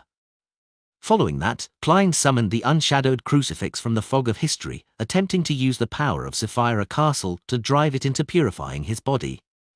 Unfortunately, part of his body was also merged together with the corrosion, preventing him from completely cleansing it. This also made him truly understand how terrifying Sequence 0 was. I can't just pray to an evil god like the true creator unless I'm in a hopeless situation. Klein shook his head and returned to the real world before sacrificing the curtain above the grey fog. It does indeed contain the Beyonder characteristic of an attendant of mysteries, as well as a miracle invoker's Beyonder characteristic. There's even Scholar of Yore and Bizarro Sorcerer characteristics. It has a rather high level. The power I can use from Sapphira Castle at present isn't able to directly shatter it. However, this place seems to be at the highest level of the seer pathway, so it can effectively suppress it. Through the accumulation of time, I should be able to slowly separate it. The first to be separated should be the Attendant of Mysteries characteristic. The rest can be used to concoct a potion directly. It doesn't have any living characteristics. The one that was summoned just now has already disappeared. With the translucent black velvet curtain in hand, he looked at it for a while. Then, he activated Sapphira Castle and conjured a metal pot, which was boiling with invisible power. After staring at it for a few seconds, he threw the curtain into the metal pot and pressed down with layers of seals onto the pot's lid. In about 3 to 4 days, the Attendant of Mysteries Beyonder characteristic would separate. The supplementary ingredients could be thrown into what remained, and it would then be a miracle invoker potion, one that included the characteristics from Sequence 9 to 2. Looking around, he raised his right hand and took a piece of paper from the junk pile. This was one of his other preparations. He had spent a large amount of time in advance and had failed time and time again to successfully summon 0-08. Using this quill, he wrote down what reasonable reactions Dark Demonic Wolf would have. This was to prevent the other party from reacting in unexpected ways from the very beginning, causing his plans to fail. With the cooperation of this short script, the Dark Demonic Wolf had been attracted by Klein's strange behavior. Therefore, it was very reasonable that he didn't extinguish the prayer light immediately. Similarly, without knowing how many enemies or what strength the other party had, the Dark Demonic Wolf didn't flee in a hurry. Instead, he created a complete independent kingdom, isolating it from any possible reinforcements. It was a very reasonable reaction. With a flick of his wrist, Klein burned the piece of paper, then he hurriedly sacrificed the sealed iron cigar case to Sapphira Castle. He then responded to Miss Magician's prayer and relayed the world's message. Force didn't dare to delay any further. She immediately got up and used her recording Beyonder powers to grab at the area ahead, dragging out German Sparrow from history. With that, Klein teleported to the empty room in a nearby hotel. He set up a ritual and brought the iron cigar case back to reality, releasing Rionette Tynka. After thanking Miss Messenger and watching her take away half of the Beyonder characteristics, he changed the ritual and began to perform a sacrifice to the Evernight goddess. At the end of the ritual, he prayed with anticipation. I pray for a hint on how to purify the corrosive influences in my body. In his opinion, at present, only an existence at the level of the Evernight goddess could deal with the corrosion provided by the true creator. If the goddess agreed to it, Klein planned to descend in a way that would allow his actual spirit to return to Backland and receive purification. As for removing the part of his body that had been corroded, he hadn't thought of a solution yet. As he said that, a ball of darkness enveloped the altar. When the darkness vanished, all the beyond it characteristics disappeared. Apart from that, there were no other hints. It looks like I can only rely on myself. Klein wasn't depressed. He raised his right hand and tapped his chest 4 times, drawing the crimson moon. Praise the lady. His gratitude was very sincere. After all, he had received a lot of help. After dealing with the subsequent matters, his historical projection vanished and he returned to the forsaken land of the gods in person. He held the lantern he had pulled out from the past, and he looked at the silent and desolate plains under the dim yellow light. He felt much more relaxed and couldn't help but sigh. Finally. Lord of the Mysteries Chapter 1248. In the primitive forest outside Bayam city of the Rorsted archipelago. The leaders of the resistance gathered in a mountain cave as they looked respectfully at the sea gods blessed. He was wearing a black cloak, his brows were yellow, and his blue eyes were dark blue. Lord Danitz, this is an opportunity. A bald man in a wheelchair with a green beard, Kalat, said in excitement. His partner, Edmonton, whose face was colored with short red patterns, immediately said, Lord Danitz, according to our intelligence officers, the situation in Bayam is chaotic. Be it the Church of the Lord of Storms or the Governor General's office, everyone is feeling anxious because of the encirclement of Baklan by the Faisak military forces. Having said that, Edmonton looked at Kalat and got the person in charge of the corresponding field to give a more detailed description. Kalat looked at the solemn-looking Lord Danitz and deliberated over his words. Internal cracks amongst them can already be seen. Some people wish to commandeer the forces of the colonies to support Bakland, while others wish to hold on to this place as the tinder for their resurgence. This difference in opinion has caused the military and the beyonders of the Church of the Lord of Storms to be at a loss. There are flaws in every aspect. Lord Danitz, this is our chance. We can agree to the conditions of Faisak and the Fainapota Navy. We can cooperate with them to attack Bayam and take back our kingdom. It's indeed an opportunity. But is this something I can decide? It's not like I'm stupid. Danitz listened quietly to the leaders of the resistance and muttered to himself. Having grown up in Intes, this famous pirate, treasure hunter didn't have any qualms about attacking the Lun colonies. He had zero hesitation or uncertainty about it. Of course, he didn't have a strong sense of belonging to the Intes Republic either. In fact, when he was occasionally a part-time pirate, he preferred targeting businessmen from Intes. This was because they often carried more valuable luxury items with them. There was only one reason why Danitz didn't agree on the spot to the request of the resistance's leaders. It was because he had become a conspirer, so he knew very well what his position was. A human mouthpiece. A tool that was responsible for passing messages between German Sparrow and the leaders of the resistance. German is most likely Lonese. If I were to agree to it directly, I might not be able to see tomorrow's sun. However, he acts like he doesn't care about Lun at all. Dogsht. I can't be fooled by such superficial appearances. Danitz cleared his throat and surveyed the area. This matter is of grave importance. Prepare a clean and serene altar immediately. I need to pray to God. In an organization that believed in the sea god, such a request didn't surprise the likes of Kalat, Edmonton, and the others. It even met their expectations. Hence, they immediately arranged for people to prepare for the sacrifice. The resistance in the Rorsted archipelago can't sit still any longer. They were also supported by countries like Faisak, Intes, and Fainapota to survive this long, or else they would have been annihilated by Lun and the 3 churches.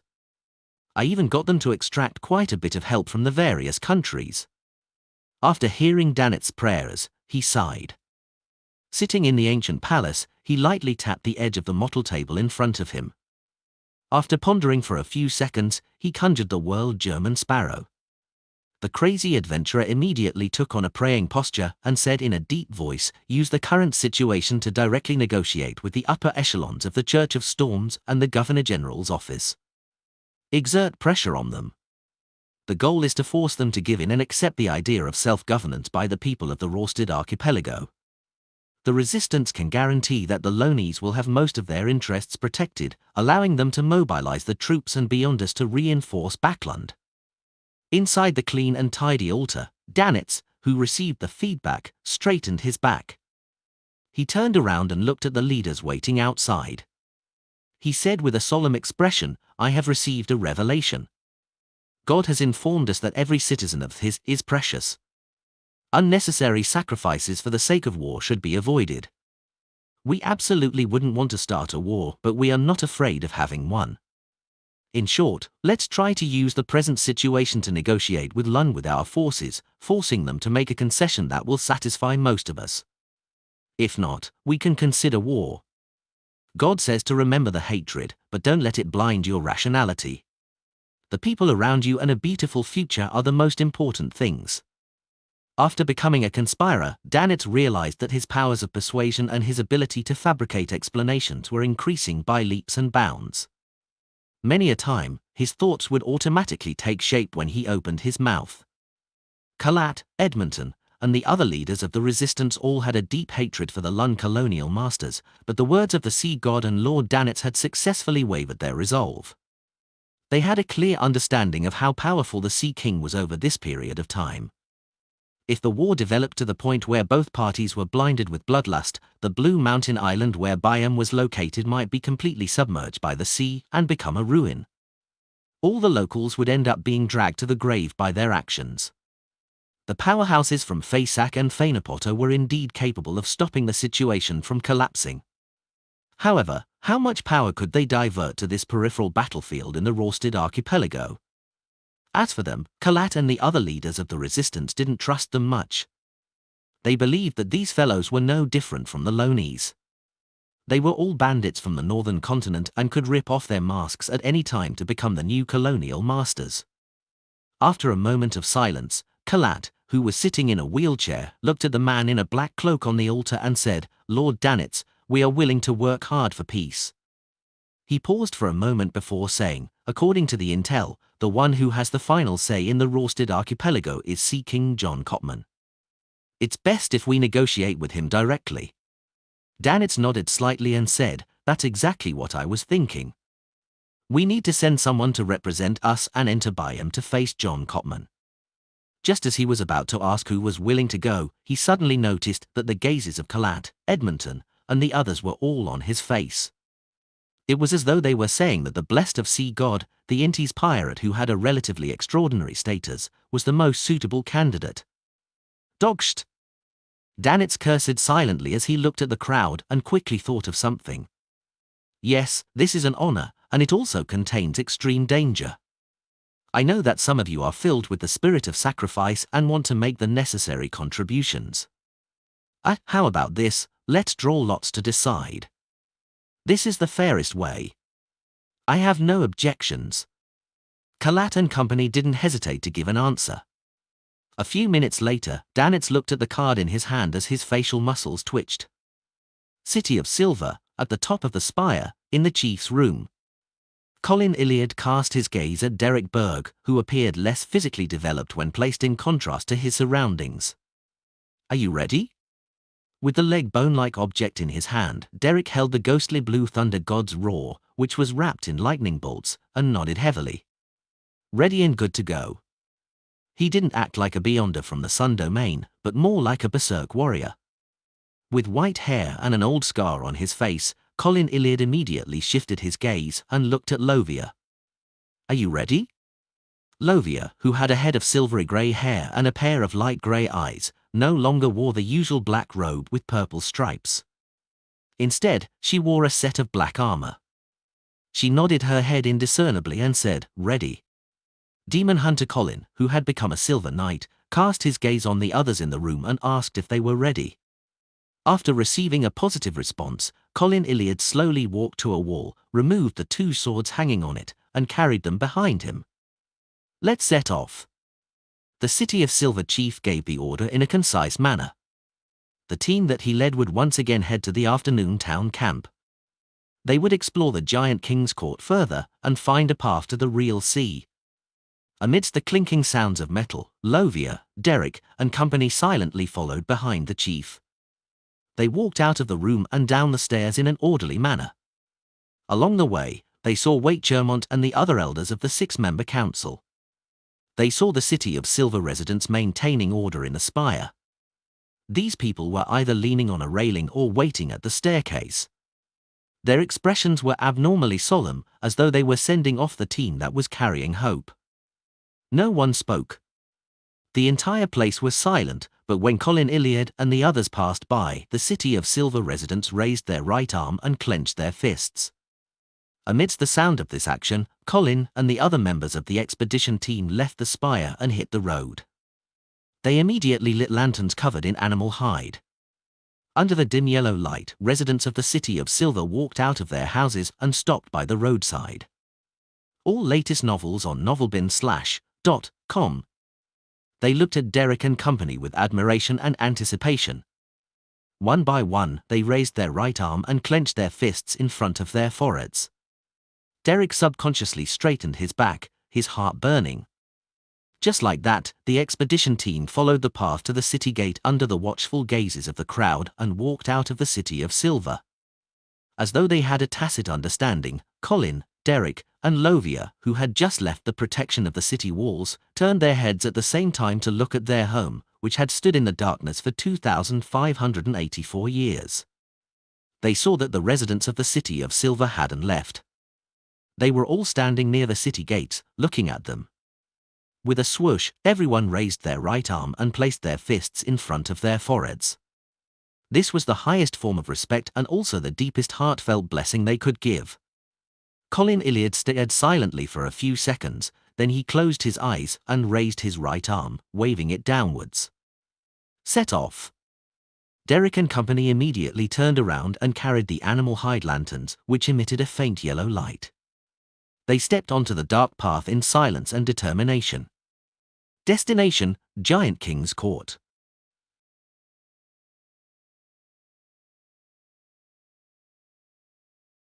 Lord of the Mysteries Chapter 1249. Boom. Boom. In an underground shelter in Backland, Audrey, who was dressed in hunting attire, listened to the distant explosions. When she turned around, she happened to see Melissa looking at her in confusion. The young girl, who had just reached adulthood, asked in a dreamy tone, "Miss Audrey, will the war end if we're completely defeated? Will we no longer have to worry about bombardments, raids, and having insufficient food?" Audrey looked at her deeply and said, "But if that happens, you will have to change your faith." Melissa hesitated, not knowing how to respond. At this moment, a commoner curled up against the wall blurted out, "I believe in the god of steam and machinery. Even if Faye Sack and Inties win, I don't need to change my faith. When that happens, life would return to its original warm and peaceful state." These words stirred the commoners who were hiding in the shelter. They whispered to each other and discussed possible developments. There were no lack of Evernite believers. To most people, faith wasn't that important compared to life. After all, a true deity would eventually still protect them. The police officers who maintained the order of the shelter didn't stop the commotion from spreading. They watched on coldly, some even having a hint of anticipation. However, the defeated will definitely suffer something far crueler than you can imagine. It's not something that can be summarized with just a change of faith. Be it a lesson from history or her conclusion deduced from the human psyche, all of them made Audrey more pessimistic than everyone present. Check new novel chapters at novelbin.com. She looked around and could not help but sigh inwardly. The goddess's anchor is already greatly shaken. If not for the grain support from before, it might have completely collapsed. As for what this situation meant, Audrey knew very well in her heart. She closed her eyes, tilted her head slightly, and muttered to herself silently, "The battle of gods is about to begin." The final outcome was about to appear.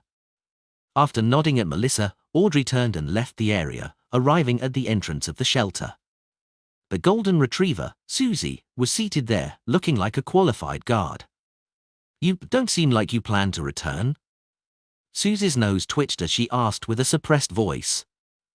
Audrey had hidden herself in this shelter from the beginning of the siege that began today, therefore, she hadn't had the time to return to her own residence in Empress Borough. As the battle had decreased in intensity slightly, Earl Hall had already sent 2 people to urge her to return, so that she could head for a sanctuary for nobles. Audrey shook her head and said with a faint smile, "I have to do what I need to do." Without waiting for Susie's reply, she smiled and said, "Stay here on my behalf and secretly placate them. Don't let any commotions happen here. If they want to pad you, let them do so." Susie hesitated for 2 seconds before saying, "All right." Audrey didn't say anything else. She left the shelter, completely ignored by the troop of soldiers guarding the shelter. The sky outside was dark, and there were many buildings that had collapsed. They burned with flames that were about to be extinguished. The streets were empty, with no carriages or pedestrians. This was completely different from what Audrey remembered of Backland. Backland was originally blue, yellow, and beige. It was lively, bustling, and full of vitality. But now, it was grey, black, and scarlet. It was in shambles, disorder, and somewhat silent. Looking left and right, Audrey identified her bearings while in her hunting attire, and walked towards the city borders. What she wanted to do was simple: join the war and do her best to help Lund not collapse before the end of the Battle of Gods. If the winner of the Battle of Gods was the opposing side, she would use various methods, such as hypnosis, mental plague, and other means, to prevent the soldiers, officers, and beyonders from venting their emotions, as well as reduce the damage brought by the war. Amidst the flickering flames, Audrey quickly passed through them and ran into the distance. Rorsted Archipelago, City of Generosity, Bayam. In a room at the top of the Cathedral of Waves. Dressed in a black cloak, Danitz met the legendary Cardinal of the Church of Storms, the high-ranking deacon of the mandated Punishers, Sea King John Cotman. Glancing at the muscles that filled up his priest robes, Danitz swallowed the words he was about to say, and he deliberated for a moment before saying, "I come with good intentions." For some reason, he felt that his skin was numb, as though invisible lightning was dancing on them. Good intentions? The tall, muscular, well-defined John Cotman grunted. I had already considered the fact that fellows from the sailor pathway are more irritable, making them incapable of telling the difference between a joke and sarcasm. Once their anger erupts, they don't even consider the overall situation. Otherwise, I wouldn't even need to speak like this. Dogsht! Danitz mumbled to himself, maintaining his smile as he explained the Resistance's intentions. John Cotman stared at the pirate whose affiliation with the Golden Dream remained unknown and suddenly sneered. "If we withdraw most of our strength, can you defend Bayam and the archipelago? If you can't defend it, how are you going to guarantee that the interests of the Lund migrants will be maintained when the Faysac and Fainapotter combined navy forces breach the defense lines?" As a demigod, he was extremely certain that sea god Calvetua had already perished. However, he didn't know who it was that was using the name of sea god, or if that entity had the ability to protect the Rorsted archipelago. That's a good question. Only with questions can there be room for a successful negotiation. In fact, Danitz had never thought of how the Resistance would defend against the Faysac and Fainapotter after Lund's powerhouses were transferred back to Backland. He fully believed that German Sparrow and Mr. Fool behind him had the ability to protect this place. As his thoughts raced, Danitz looked at the extremely oppressive Sea King and said, "I will pray to my lord and ask him to protect the Rorsted archipelago." "Oh?" Sea King John Cotman narrowed his eyes and took a step forward. The aura from the tyrant pathway made Danitz involuntarily take 2 steps back. He lowered his head and prayed on the spot. "Blessed of the sea and spirit world, guardian of the Rorsted archipelago, ruler of the undersea creatures, master of tsunamis and storms, the great Calvetua, please send down your powers to protect the Rorsted archipelago." After the prayer, Danitz carefully cast his gaze out the window, but he didn't discover anything unusual. John Cotman sized him up for a few seconds before saying, "Your god doesn't seem to be responding." "A whom?" Danitz cleared his throat and felt his heart beating like a drum. At that moment, the sky outside suddenly darkened. It was as if a large number of dark clouds were flying over, blotting out the sun. Sea King John Cotman instinctively turned his head and looked out the window. He saw a shadow cast over the border between the sea and the sky. With his control of the archipelago's waters, scenes of the overall situation rapidly surfaced in the Cardinal's mind. The Rorsted archipelago, along with the surrounding seas, was shrouded by thick fog. It became indistinct and surreal. A seabird flew past and attempted to land on the dock, but it failed to pass through it, unable to set foot. The commoners in the archipelago continued living normally, aside from noticing the brewing storm. John Cotman's dark blue pupils dilated significantly. He subconsciously turned his head to look at the sea god's blessed, blazing Danetz. Danet's mouth gaped slightly as he forgot to close it. His shock was not lesser than the shock Sea King experienced. A few seconds later, the fog dissipated and the shadows faded away. Everything in the Rorsted archipelago returned to normal. Danetz blinked. When Sea King John Cotman looked over again, Danetz chuckled and said, "My lord has responded to my prayers." As he spoke, the pirate with a bounty of more than £10,000 slapped himself inwardly. "Dogsht! You actually dare to suspect Mr. Fool? Isn't this the might of Mr. Fool?" John Cotman remained silent for a few seconds before saying, "I will consider your proposal carefully. I will immediately convene a meeting with the key figures in Byam to discuss this matter. I will give you an answer in an hour." Danetz lifted his chin slightly and laughed. "I will wait patiently." With that said, he followed his instincts as a hunter, and he indifferently bowed before leaving the room. Amidst the creaking sound, silver bolts of lightning lit up in the blue eyes of John Cotman. In the ancient palace above the fog, Klein threw the curtain back into the metal pot and sealed it again. He had used the power of a Sequence 1 attendant of mysteries and stirred the power of Sapphira Castle to respond, creating a shocking effect for John Cotman. In another half a day, the attendant of mysteries beyond a characteristic will be separated, and the rest can be used to concoct the miracle invoker potion. Yes, when it's only at the Sequence 2 level, I can attempt to use the power Sapphira Castle to shatter it and let the beyond a characteristic such as the Scholar of Yore and Bizarro Sorcerer to seep out in a shorter amount of time. That will lower the risk brought by the potion. Klein mumbled before rapidly returning to the real world. He wasn't situated in the Dark Moors anymore, but the frozen dusk of the Giant King's Court. He had entered the Giant King's Court before the City of Silver's expedition team arrived at the afternoon town encampment. Under the orange light, Klein felt the degeneration and exhaustion of his body. He cast his gaze at the magnificent and beautiful buildings situated high above. The countless palaces and towers still had the remnant glory of the Second Epoch, as though they were a manifestation of myths. No, it was a myth.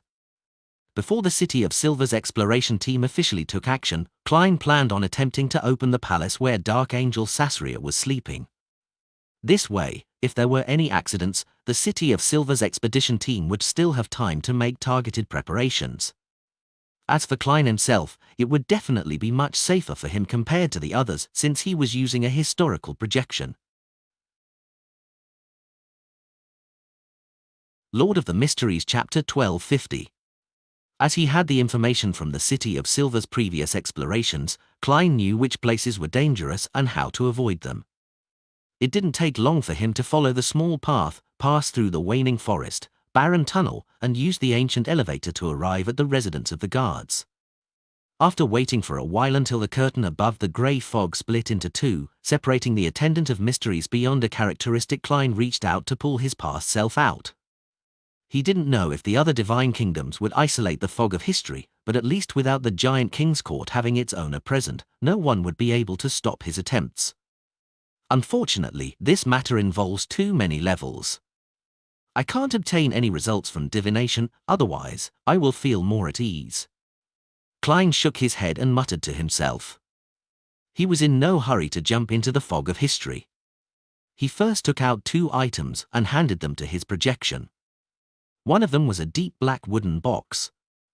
It contained the ashes of giant guardian Grozel. Klein had never forgotten his promise.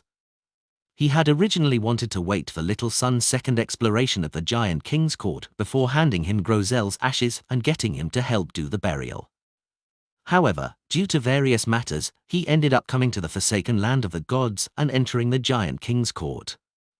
As for Snowman's ashes, Klein planned on scattering it into the Golden Sea just as he was about to leave the forsaken land of the gods. It was a sea churning with the divine blood of the ancient sun god.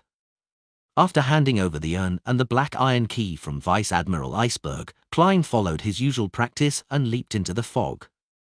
He dashed to the fragment of light that represented a time before the first epoch, and he allowed his consciousness to naturally shift to the projection he had summoned.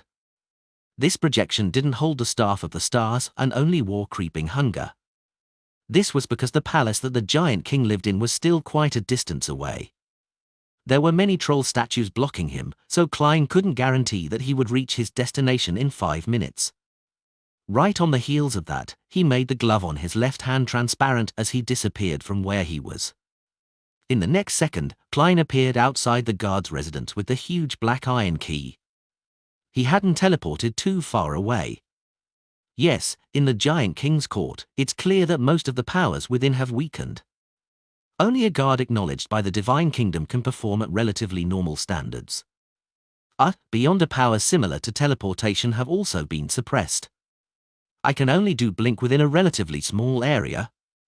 From the looks of it, even if I were to summon the Staff of the Stars, I wouldn't be able to appear outside the Giant King's palace by outlining the corresponding scene in my mind. As expected of an ancient god's divine kingdom, Klein seriously observed the influence his surroundings brought him. After making a preliminary judgment, he turned and walked back to the guard's residence.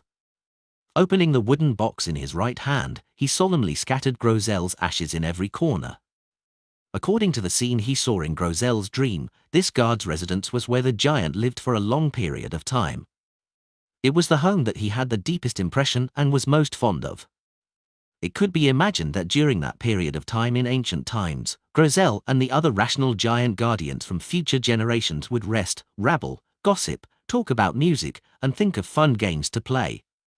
They didn't need to worry about food and ailments. They would live every day of their lives happily. With the shaking of Klein's hands, the ashes scattered on the wall, the ground, the bedside, the tables, chairs, and stone pillars.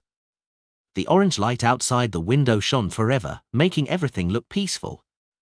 When the last speck of ashes was scattered, the dusk suddenly deepened. It dyed the scattered ashes orange, becoming a part of the Divine Kingdom. Read latest chapters at no.bin/c/o/m only. Klein closed his eyes as though he could sense Grozel's joy. A vagrant who had been forced to leave his hometown for 3,000 years had finally returned to the place he had missed day and night. The light of the dusk softened, making Klein feel that he was less ostracized. It's equivalent to being acknowledged to a certain extent. I've become a guard that has been accepted by a number of people. Klein emanated his spirituality to confirm the changes. He didn't stay any longer. He used creeping hunger and the path scouted by the City of Silver's expedition team to constantly blink and take detours. From time to time, he would pull out the unshadowed crucifix. He passed through the hall where the fateful plot was made with relatively little difficulty, and he arrived at the residence of the Giant King. There, he saw a row of huge stone columns on the left that formed railings. Beyond the railings was an orange-red gas and a churning dark blue sea. Taking a deep breath, he returned to the hall he had just exited. He reached out his hand and dragged out the marionette, Inunai, who hadn't been parasitized by Amorn. Even if it was a historical projection, he didn't want to open the door himself. Looking at the slightly dazed Inunai, Klein handed the black iron key that he had tucked under his armpit over to him. He controlled Inunai to leave the hall and follow the railings formed from stone pillars to the tallest and most magnificent building in the Giant King's court. The dust's glow seemed to be corporeal as it covered the palace's surface, bringing with it a strong sense of decadence, as though the curtains had drawn on everything in the world. Lining both sides of the palace were separately steeples and spires. The greyish-blue front door was covered with mysterious symbols as it stood at a height exceeding 10 meters. To the left of the door, there was a pitch-black hole that was the size of an adult's fist at the height of 3 to 4 meters. Inuni stared at it for a few seconds before raising the black iron key that resembled a 7-string guitar and inserting it into the deep crevice in front of him. It fit perfectly without leaving a single gap. As the gigantic black iron key entered the deep hole, Klein held his breath in the nearby grand hall, constantly preparing to remove his existence. With a click, the black iron key in Inuni's hand reached the end. It suddenly turned soft, as if it had fused with the hole as it emitted grayish-blue light. The various symbols, labels, and patterns on the door lit up as they protruded. All the lights quickly interfered in a constructive manner, pressing down heavily into the inner chamber as it slowly opened the grayish-blue palace door. The gap between the door widened when Inuni's eyes suddenly reflected a turbulent pitch-black, viscous, and illusory sea. Not good. Warning bells sounded in Klein's mind. Without any hesitation, his consciousness returned to his body as he severed the connection with his historical void projection. In the next second, his vision suddenly darkened. The left side of his head felt a sharp pain, as though someone had inserted a red-hot chisel into it and kept rotating it. At the same time, he heard indistinguishable ravings that seemed to come from an era older than ancient times. Klein's expression instantly twisted, appearing extremely ferocious. He could still barely maintain his rationality, but he had no energy left to remain in the historical fragment. Without a sound, Klein landed in the guard residence of the giant king's court. With a thought, he entered the world above the grey fog. Before undertaking such a dangerous task, he had no doubt found a reason and excuse to arrange for the members of the Tarot Club to pray collectively to awaken Sapphira Castle's ability to summon its master. This allowed him to skip taking 4 steps counterclockwise and reciting the incantation at critical moments to return above the grey fog. However, just as Klein's spirit body saw the greyish-white fog, he heard a familiar roar. He felt himself be rejected by Sapphira Castle, as though it had accepted an order from someone else to stop him from entering. In his shock, he saw a black shadow leap past him, heading straight for Sapphira Castle. It wasn't a Morn, but a shadow that exuded an aura identical to his. Subconsciously, Klein influenced Sapphira Castle and made it reject the intruder. Then, he succeeded. The shadow was also blocked by the greyish-white fog as well. Right on the heels of that, he and the shadow fell back into the real world at the same time. After his spirit body returned to his body, Klein bent down in pain, like a curled shrimp. The half-top hat on his head fell to the ground. He took several seconds to eventually recover. He slowly straightened his body and cast his gaze on a glass window ground from orange gems. The window reflected his current appearance. With the bridge of his nose as a border, his right face was the same as usual, but countless objects were crawling out of his left face.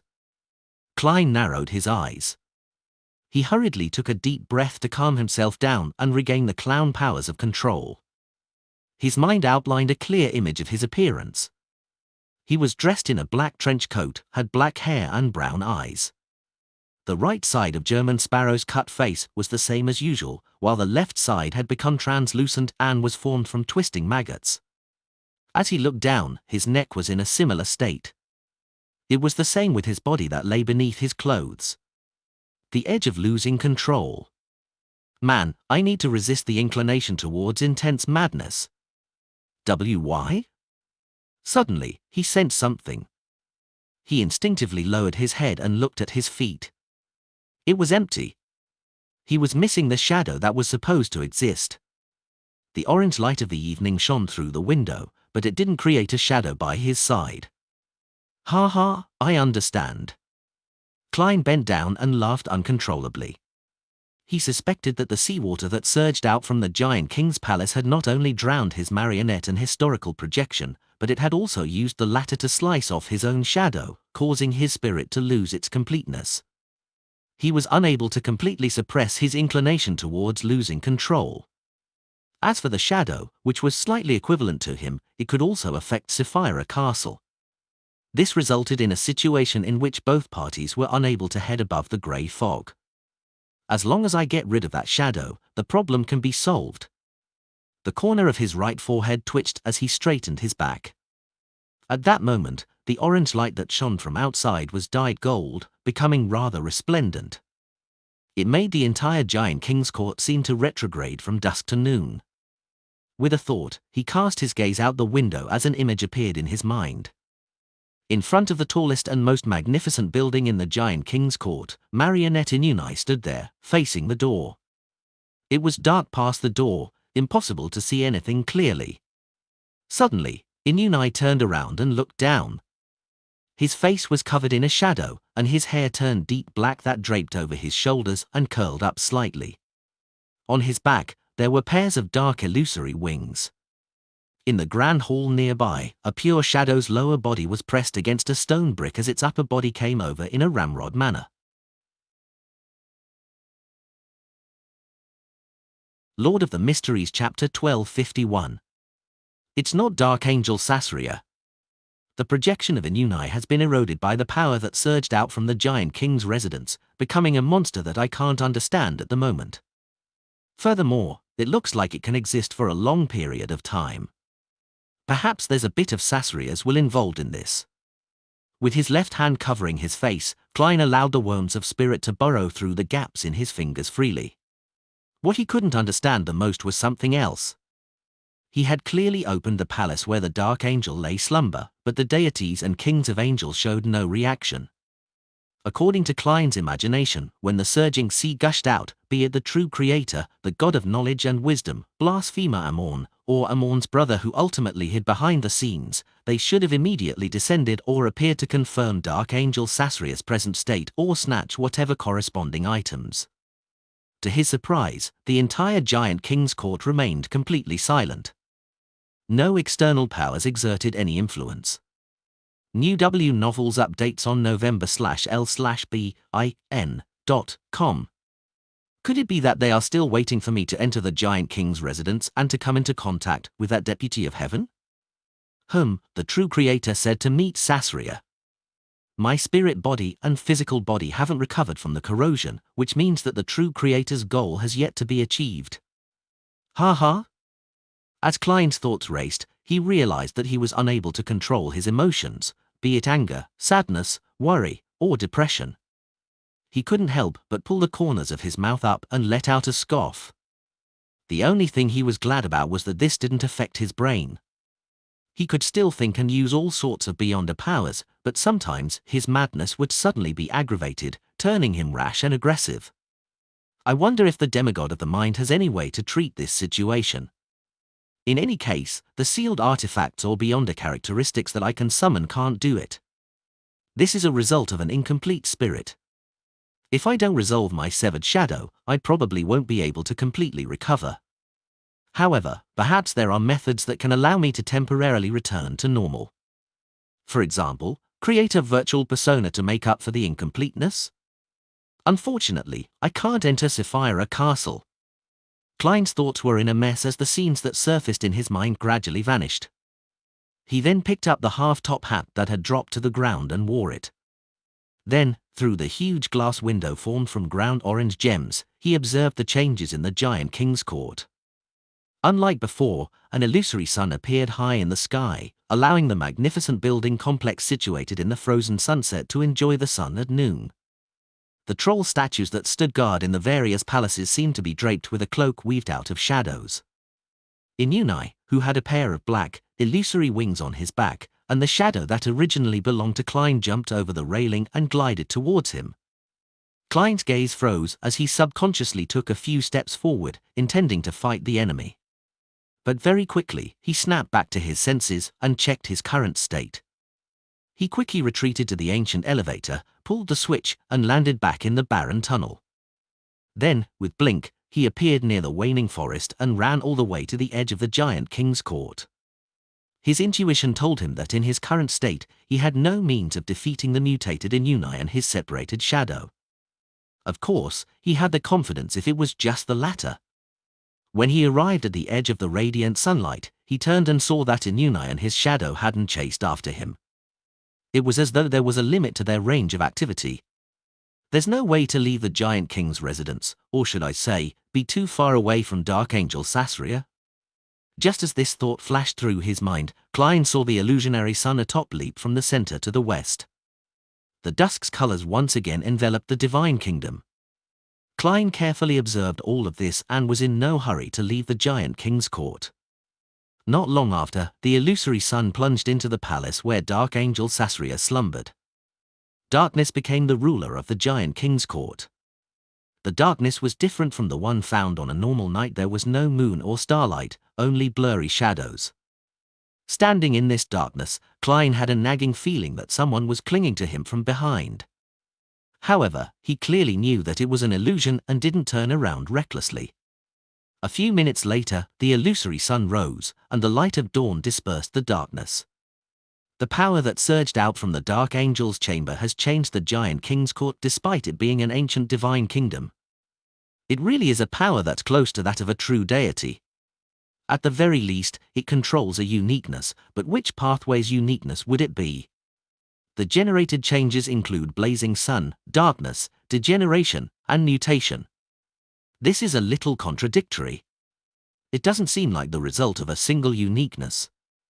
Besides, the uniqueness of the sun pathway is definitely with the eternal blazing sun. The shadow and degeneration is brought about by darkness, which is undoubtedly with the true creator. When I opened the door, I saw an illusory, pitch-black, viscous ocean. It's related to the Chaos Sea? Klein shook his head as he continued observing. This continued on as he waited for the City of Silver's expedition team to rendezvous with him. Backlund, at the border of the city. As soon as Audrey entered, she discovered that the fog had become unusually thick. Visibility had been reduced to 5 meters. The howling wind swept through the fog, bringing a sense of clarity from time to time. However, it was soon filled with surging whiteness. Audrey's eyes suddenly turned golden, allowing her to see even further. As she carefully treaded, the fog in front of her suddenly became much thinner. At the same time, her Beyonder powers suffered a retrogression. The weakening of mysticism. The concepts and information previously mentioned by Mr. World flashed across her mind. Boom! Boom! Boom! Multiple salvos from Backlund fired ahead, causing the shells to leave trails of red, blue, silver, or black in their wake as they bombarded the enemy's base. However, in the next second, these shells encountered invisible barriers and exploded in mid-air, making the transparent wall tremble. At this moment, a rather blurry figure appeared in the distant, thick fog. He was in human form, but he was more than 10 meters tall. His torso and waist each had 2 arms extending out as he emitted a rich darkness. For some reason, as the figure that seemed to arise from a legend appeared, the Fasak and Inti's allied forces base stirred. Every soldier and officer there seemed to have returned to their childhood. They were walking alone on the dark road with no one around them. Everything was silent. They felt uneasy deep down. The fear of the unknown stemmed from the fear of their imaginations. Instantly, they broke down and turned to flee. At this moment, radiant sunlight shone on them, allowing them to see light and bringing them courage. However, there were still a small number of soldiers who were unable to control themselves. They kept shouting Mommy or a particular woman's name in their bids to escape from the battlefield. Bang! Bang! Bang! The soldiers fell to the ground amidst repeated gunshots. One by one, they bloomed with blood-colored flowers. They landed on the ground, turning motionless after slightly twitching. No one cared what their names were, nor did anyone know of their past. Right on the heels of that, under the commanding officer's orders, the invisible barrier that enveloped the Intis and Fasak allied forces was dispelled. Crimson-red flaming spears were thrown out towards the Lund base as though they could blot out the sky. Just as the flaming spears approached their target, they scattered in a sudden bout of chaos. They stabbed into the ground, creating one pitch-black hole after another. It was the first time Audrey was seeing such a large-scale usage of Beyonder powers. Momentarily stunned, she couldn't help but recall the people she knew and the roles they played in this battle. Glaint and the other young nobles had joined the army and took on the roles of officers at different ranks. They were scattered all over the battlefield and could be killed at any moment. The magician had left Backlund with Judgment's family and was hiding in a small city in East Chester County. As a middle-ranking member of MI9, Judgment was made to covertly defend against infiltration by the Beyonders from Fasak, Intis, and other countries. The official Beyonders led by the Star had locked down the various cathedrals of the Church of Steam, maintaining the stability of the city. Saint Anthony and the other demigods of the Church of Evernite, the Church of Storms, the royal family, and the military began to set up the last line of defense in Backland. The Sanguine had remained neutral the entire time. A few seconds later, Audrey gathered her thoughts and prepared to use psychological invisibility to sneak into the enemy's camp to spread mental plague. Suddenly, her spiritual perception stirred as she cast her gaze to a spot further away. In the thick fog, a rather thick and blurry tentacle wrapped around countless silver bolts of lightning and quickly extended to a certain location of the Allied forces' base. A feather burning with golden flames fell. In the depths of the thick fog, a huge greyish-blue palm reached out, holding a silver broadsword. The fog sea, away from the safe sea route. Countless bolts of lightning struck the surface of the sea, waves surged and crashed heavily. Bernadette's dawn was constantly being thrown into the sky, making it seem extremely minute under the might of the elements. It looked like it would sink at any moment. Queen Mystic stood at the bow of the ship, calmly taking in all of this. From time to time, she would use the Emperor's new clothes and other fairy tale magic to maintain the balance of the boat. Her gaze pierced through the terrifying storm in search of the suspected primitive island. After some reorganizing, Colin Iliad led Derek, Lovia, and the other members of the expedition team out of Afternoon Town Camp. They followed the path up the mountain and entered the Giant King's court. What surprised them was that the frozen dusk had changed. Bright sunlight illuminated every corner. "Where's the helper you invited?" Colin Iliad controlled his alarm and turned to ask Derek Berg. Just as Derek was about to speak, he suddenly saw a figure walk out from a half-collapsed tower. The figure wore a black trench coat and a silk top hat. The right side of his face was cut, cold and stiff. The left side of his face had transparent, wriggling maggots that kept crawling.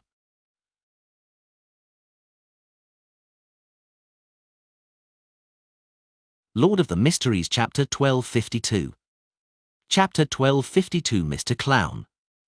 When they saw the figure walking out from behind the collapsed tower, the members of the City of Silver's expedition team immediately put up a defensive stance, ready to attack or provide any defense. In their eyes, the man wearing strange clothes and a strange hat was equivalent to a monster, a particularly terrifying one at that. Even normal Beyonders would view themselves as monsters after being subject to such a physical mutation. Upon seeing the reactions of the half-giants, Klein grinned widely and said with a beaming smile, "Hello everyone, I'm German Sparrow. All of you should be glad that I can still control myself. Otherwise, you would have lost your minds because you looked at me directly." As he spoke, the transparent maggots on the left side of his face and neck were still squirming slowly. Beneath the clothes on the left side of his body, there were protruding marks that gently squirmed. A monster! The members of the City of Silver who were not demigods were increasingly certain of their own judgment. You are the Werno, Mr. Sparrow?" Derek Berg finally managed to recognize Mr. World, who he had met once. Klein raised his left palm and covered his left cheek. He smiled and said, "Life is always about encountering the unexpected." Without waiting for Little Sun to respond, he paused and said, "I have already opened the door to the Giant King's residence." This brought about some accidents, causing the Divine Kingdom to change. "The door to the Giant King's residence has already been opened?" The grizzled and scarred Colin Iliad narrowed his eyes. He subconsciously looked up at the magnificent buildings shrouded in golden sunlight. However, due to the distance, he couldn't see the situation at the apex. However, to have the frozen sunset become replaced by the blazing sun at noon had explained many things. Klein's gaze swept across the City of Silver's chief and elder Lovia, who was dressed in black armor, of the six-member council. He then looked at the sun and continued with a smile, "This has also brought me some negative effects, just as you have already noticed." At this point, he clapped his hands and said in a commanding tone, like an adult instructing children, "All right, Beyonders below the level of demigod are to fall back. The Giant King's court after the anomaly is not a place you can enter." The members of the expedition team, apart from Colin, Derek, and Lovia, felt an inexplicable sense of fear as they cast their gazes at the chief. Colin Iliad remained silent for a few seconds before turning to them and saying, "Leave the giant king's court and wait at the periphery. If you see the signal, immediately act according to plan." The handpicked expedition team members were not only strong themselves and close in strength to a demigod, but they also had different powerful sealed artifacts that complemented each other. Even if they were facing a saint, they weren't without hope when it came to defeating one. However, in the City of Silver's original plan, they weren't the main force. Therefore, Colin Iliad had led them here in the hope that, when he and the other demigods shaved off the hidden enemies, these team members would be able to shine. They could then use the different sealed artifacts to deal with different incidents, preventing the entire team from suffering from any weaknesses. Now, with powerful help from the outside joining them, and the fact that the giant king's court had indeed experienced some sort of anomaly, no one knew what they would encounter if they went deeper.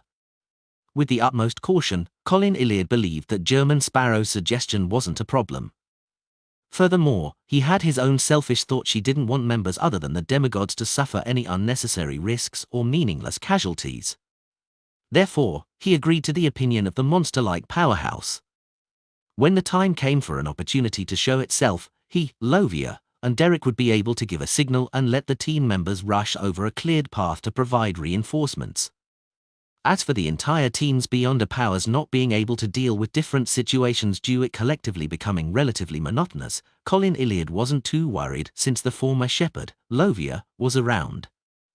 The members of the expedition, who weren't demigods, exchanged looks and hesitated for a moment. In the end, they still chose to listen to Colin Iliad. "Yes, Your Excellency." At the same time that they answered, they gave Derek Berg a deep look, as though they were trying to remind their chief to be careful of this sequence for demigod. He actually knew a living, monster-like powerhouse. This was very suspicious to the residents of the City of Silver, who had barely seen any outsiders. Sensing his companion's obvious distrust, Derek's heart ached as his eyes nearly welled up in tears. But eventually, he didn't make any excuses. He maintained his silence and straightened his back. After the other members of the expedition team retreated from the giant king's court, Klein smiled and pointed at the two demigods. "Let me guess. You must be the chief of the City of Silver, the former demon hunter, the present Silver Knight, Colin Iliad. You are the Hanged Man's believer, Black Knight Lovia, who had helped him shepherd." Lovia's grey eyes, which were hidden behind her visor, narrowed. "You really look like a clown." "The Hanged Man?" Upon hearing Mr. World's words, Derek almost doubted his ears. He even imagined that Elder Lovia had something to do with Mr. Hanged Man, but he quickly remembered the exact image of the fallen creator, a naked man hanging upside down on a cross. Mr. World used the Hanged Man to refer to the fallen creator. Elder Lovia chided him for being impolite? Derek, who had just exceeded 2 meters in height, nodded thoughtfully as he praised Mr. World's guts from the bottom of his heart. He actually dared to give a true deity a nickname, and even said it out loud in front of his follower. Colin Iliad looked at German Sparrow and then at Lovia. Unable to tell who was right or wrong, he calmly said, "Let's continue moving forward." He had already pulled out the 2 swords on his back and allowed them to be blanketed with the dawn's glow. "No problem." With a smile, Klein turned around and walked to the left of a huge stone staircase with the 3 demigods of the City of Silver. After walking for a while, they saw the familiar rugged pathway. On one side of the road was a towering cliff, and on the other side was an afternoon sun-soaked, bottomless cloud. At this moment, Klein and company felt the vibrations of the ground. They saw large amounts of illusory, pitch-black gases surging out from deep within the golden cloud. With a whoosh, the rugged pathway collapsed, falling into the dark water surface. Beneath the water surface, there seemed to be invisible maelstroms lurking. "Ha ha, it collapsed. There's no way out. Ha ha." Klein bent down laughing loudly, making Colin's, Derek's, and Lovia's nerves tense up. It took Klein a few seconds to regain control of his emotions. He straightened his body and took out a piece of white paper from his pocket with a smile plastered across his face. He folded it into a plane. Phew. He blew at the head of the paper plane, swung his arm, and threw it towards the clouds that had been devoured by darkness. At the same time, the glove on his left hand was covered with slippery fish scales. Upon seeing this scene, the originally confused Colin Iliad nodded slightly before casting his gaze at the flying paper object. A violent wind stirred as it carried the paper plane forward in flight for a few seconds. Then, it suddenly dissipated, and like a stone, it rapidly plummeted into the dark clouds, without causing any ripples. From the looks of it, flying is useless. Klein turned halfway around and smiled at Derek and company. Lovia didn't respond as she released a translucent soul that enveloped a piece of gravel. In the blink of an eye, that piece of rock disappeared from its original spot, blinking to a spot above the dark clouds. Following that, it fell down uncontrollably and sank into the clouds. Teleport doesn't work either, Lovia said in a slightly deep voice. As Klein pressed at his abdomen, he bent down and chuckled before saying, "It looks like we can only enter through the main entrance." Derek immediately turned around and was about to head back when Colin Iliad and Lovia looked at each other and nodded indiscernibly. The four demigods quickly returned to the huge, greyish-white stone staircase and looked up. Above the flight of silent stairs which had very high steps, the majestic city walls were covered with burn marks. There were even arrow shafts as thick as ordinary trees. In the middle of the city wall was a door that was tens of meters tall. It was greyish-blue in color and there were golden nails embedded on its surface. On both sides of the door stood a guard that stood at 6 meters tall in a domineering manner. They wore exquisite silver full-body armor, one holding a greatsword, the other a huge axe. Behind their visors was an orange glow. Silver Knight! These were 2 Silver Knights guards. Without wasting any time, Colin Iliad quickly retracted his gaze and said to German Sparrow, "I'll hold back one of the Silver Knights. Quickly finish off the other one." He wasn't very sure of German Sparrow's strength, but from the admiration and respect that he sensed from Derek Berg, as well as the fact that he had opened up the residence of the Giant King, he determined that this demigod who was blessed by the Fool was no weaker than him. Under such circumstances, whether it was German Sparrow or Colin Iliad, it wasn't difficult for them to quickly kill a Silver Knight guard with the help of Lovia and Derek. After all, they weren't living demigods, but a special statue without any intelligence. Just as Colin Iliad finished his sentence, he saw German Sparrow bend his back and laugh out loud. "Why do you care so much about these 2 toys? If they were still alive and could think real Silver Knights, I would definitely be as cautious as you are. But now, ha ha. Watch." As he spoke, Klein used his left hand, which had many worms of spirit crawling about, to press down on his top hat. He straightened his body and briskly walked up the stairs. Then, he was surrounded by strong winds as he approached the main door of the Giant King's court. During this process, he casually raised his right hand and shook it a few times, as if he was stretching his wrist or grabbing the air. At the end of the last action, Klein's shoulder sank slightly as if it had frozen, but nothing appeared in the void. Colin Iliad originally wanted to have an understanding of German Sparrow's strength, so he didn't stop him. He only signaled for Lovia to follow, to back him up if he made any mistakes. However, at that moment, he suddenly slowed down. He frowned slightly as if he had caught the scent of something. As for Derek, he looked at him with slight admiration. He believed that Mr. World could quickly finish off the guards. Lord of the Mysteries Chapter 1253. Only when Klein was about to reach the end of the flight of stone steps did the 2 Silver Knights guards outside the Giant King's court react. They turned their heads as the orange glow behind their visors flashed twice, as though it was confirming the identity of the visitor. Furthermore, they had a moment of confusion. Half of Klein's face was normal, and the other half was terrifying. The right side of his mouth curled up exaggeratedly.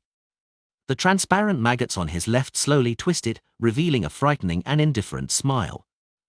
Thud! With his right foot crossing the final step, he arrived at the platform where the Giant King's court was located. Suddenly, a silvery white crack appeared on Klein's forehead as countless silver rays emitted from his body. His entire body instantly shattered into pieces of flesh and blood. These fragments floated up and quickly thinned and faded, turning into paper shreds. Klein in his top hat and black trench coat appeared one after another in different spots. However, they were all ripped apart by the silver sword beams. Some of them degenerated into illusions, while others turned into paper figures. At this moment, a figure suddenly appeared outside the main door of the Giant King's court, where two guards had disappeared. It was a huge doll dressed in a dark and complicated long dress with evil vines wrapped around it. Rionette Tynka. When Klein climbed up the stone steps, the person he summoned was none other than Miss Messenger. However, she had appeared in wraith form, so Colin Iliad, Lovia, and Derek didn't see her. At this moment, the two Silver Knights who had concealed their evil intentions and were hiding with the help of the light were chasing Klein out of instinct. They had already exposed their whereabouts after the angel-level powerhouse's prolonged observations. Rionette Tynka's bright red eyes immediately reflected a seemingly blank area. There was a flash of light, and a white rabbit suddenly jumped out of nowhere. It bounced around and circled the area, its eyes abnormally vapid. Immediately following that, Miss Messenger took a step forward and disappeared. In another area, the remaining knight in silver armor appeared. His actions turned stiff and slow. He had been possessed by a wraith. Klein, who had used himself as bait, stopped blinking. He pressed his hand to his chest and gave a very ceremonial bow. "I found the two of you. I wish you well." He straightened his body, raised his right hand, and snapped his fingers. Boom! The white-furred rabbit suddenly exploded, its flesh splattering all over the ground. Then, he walked towards the Silver Knight guard, who tried his best to struggle, but to no avail. When the two figures crossed each other, Rionette Tynka's historical projection returned to the fog of history, while the Silver Knight followed closely behind Klein and very obediently returned to the edge of the stone steps with him. He had already become Klein's marionette. "We can enter." Klein smiled as he said to Colin Iliad and the others at the bottom of the stone stairs. Derek's eyes lit up as he inwardly marveled. Mr. World is really powerful. He managed to finish off two Silver Knight guards single-handedly so quickly. Colin Iliad turned his head to glance at Lovia. From her gaze, he could sense her heavy emotions. The City of Silver's chief had no change in expression. He held the two swords that refracted the light of dawn and steadily walked up the stone steps.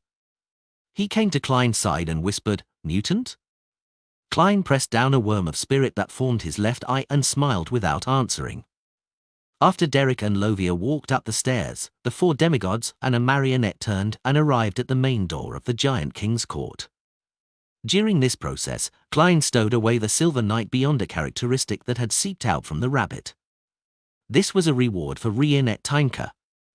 According to the agreement between him and the angel, the spoils of war that Klein had obtained from summoning a historical projection would be split equally with Miss Messenger. Rionette Tynka took the Beyonder characteristic, while Klein obtained a Silver Knight marionette. He looked up at the main door and made the Silver Knight guard, who was much taller than him, take a few steps forward and insert the sword into the ground. Then, the Silver Knight bent down and stretched out his hands to press on the door that was dozens of meters tall. After a heavy screeching sound, the door with golden nails slowly opened. At this moment, the sun in the sky leaped, and the entire Giant King's court froze into an orange-red dusk. The huge door opened faster and faster, and the scene inside was gradually revealed to Klein and company. A greyish-white figure was covered in orange-red light. Countless stairs extended from behind the door all the way to the tallest and most magnificent residence of the Giant King. On the way, there were no obstacles. There were palaces and towers on both sides. Giant statues covered in iron-colored armor stood in front of different buildings, guarding the path that led to the residences of the god. "It's time for you to perform." Klein turned his head to the side and gave an exaggerated smile to Colin Iliad and Lovia. The former demon hunter, Colin, nodded slightly without any objections. Behind Lovia, an illusory figure covered in silver armor with dark red eyes that was several meters tall appeared. Pa! Pa! Pa! The giant statues on both sides of the Divine Kingdom's staircase emitted silvery white beams as they emitted shattering sounds. The silver flowers that bloomed kept spreading upwards as if they were welcoming the guests. Before long, 3 silver knights Colin Iliad, the soul grazed by Lovia, and the marionette controlled by Klein cleared out the giant statues guarding the Divine Kingdom's staircase, leaving only the area closest to the Giant King's residence. They didn't attempt it out of caution. At that moment, 2 figures flew out of the Giant King's palace and slid towards the 3 silver knights. One of them had a shadowed face, black, curly hair that reached its shoulders, and a pair of black wings on its back. The other was a pure shadow that distorted to the sides from time to time. They were Inuni, who had mutated at some point in time, and Klein's shadow, who were both under the influence of the Dark Angel. In the battlefield filled with thick fog, a layer of greyish-white dragon scales suddenly appeared on Audrey's body. This was a result of her seeing something she shouldn't see. Even with the fog blocking her view, high-level creatures at the angel level could still corrupt and damage living beings that saw them. As a demigod of the spectator pathway, Audrey immediately retracted her gaze and calmed her mind to control herself from losing control. As her thoughts raced, she took a few steps back and used psychological invisibility to hide in the thick fog.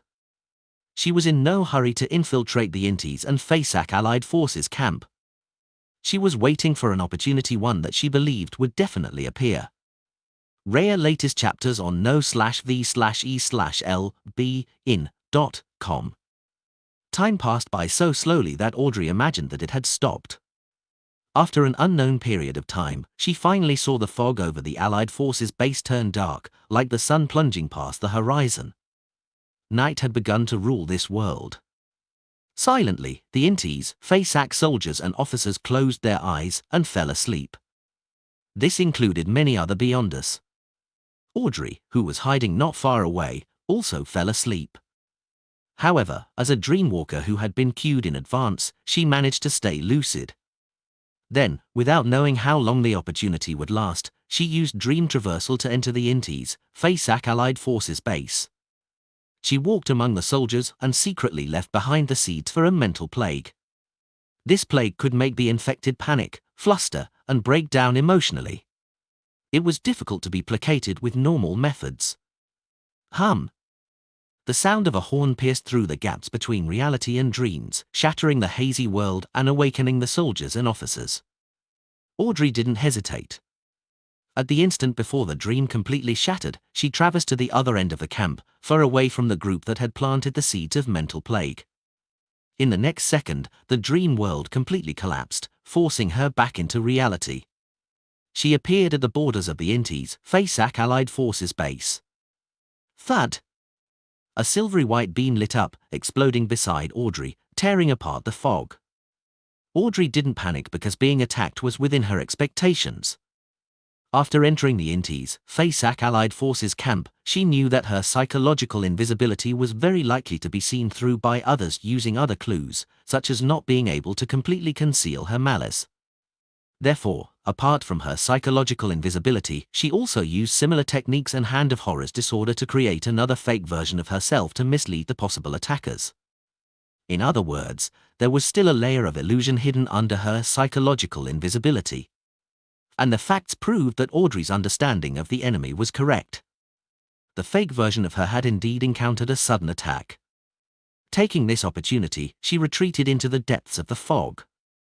Then, a greyish-white dragon that was still in human form appeared.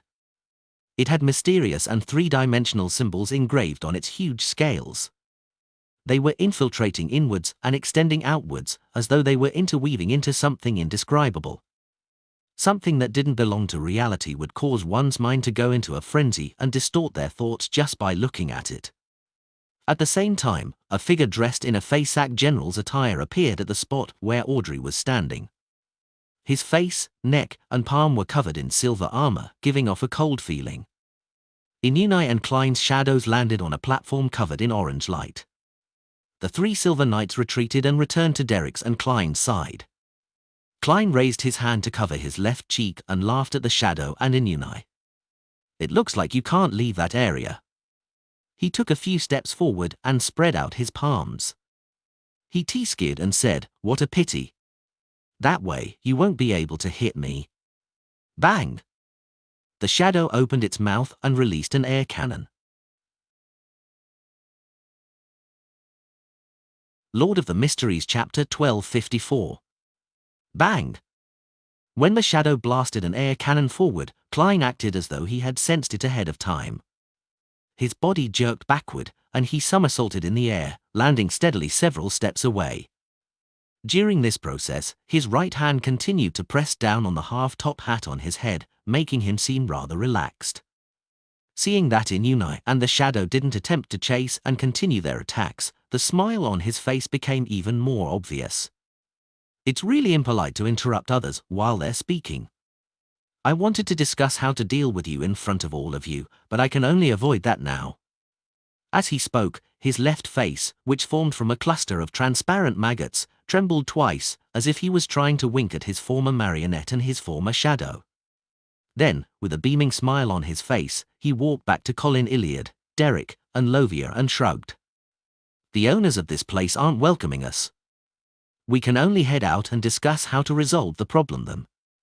Colin Iliad didn't think lowly of this exaggerated powerhouse just because he didn't seem capable of controlling his emotions. This was because he had shown his expertise and meticulousness towards detail when handling the previous matters. This wasn't something a demigod who had lost his mind could do. All right. The City of Silver's chief responded to Klein's suggestion. Of course, Derek had no objections, while Lovia remained silent and didn't say a word. Hence, the four demigods and the Silver Knight marionette retraced their steps. They walked out of the giant King's Court's door, and Klein even got the silver-armored guard to pull the huge door and slowly close it. It appeared like a very polite gesture.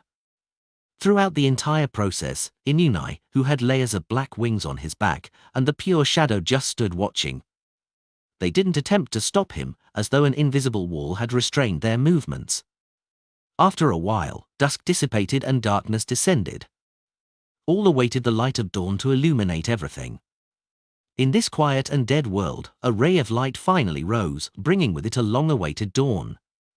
At this moment, Inuni and the shadow heard knocking sounds at the door of the giant King's Court. New W Novels updates on November/L/BIN.com. Someone was knocking on the door. Knock, knock, knock.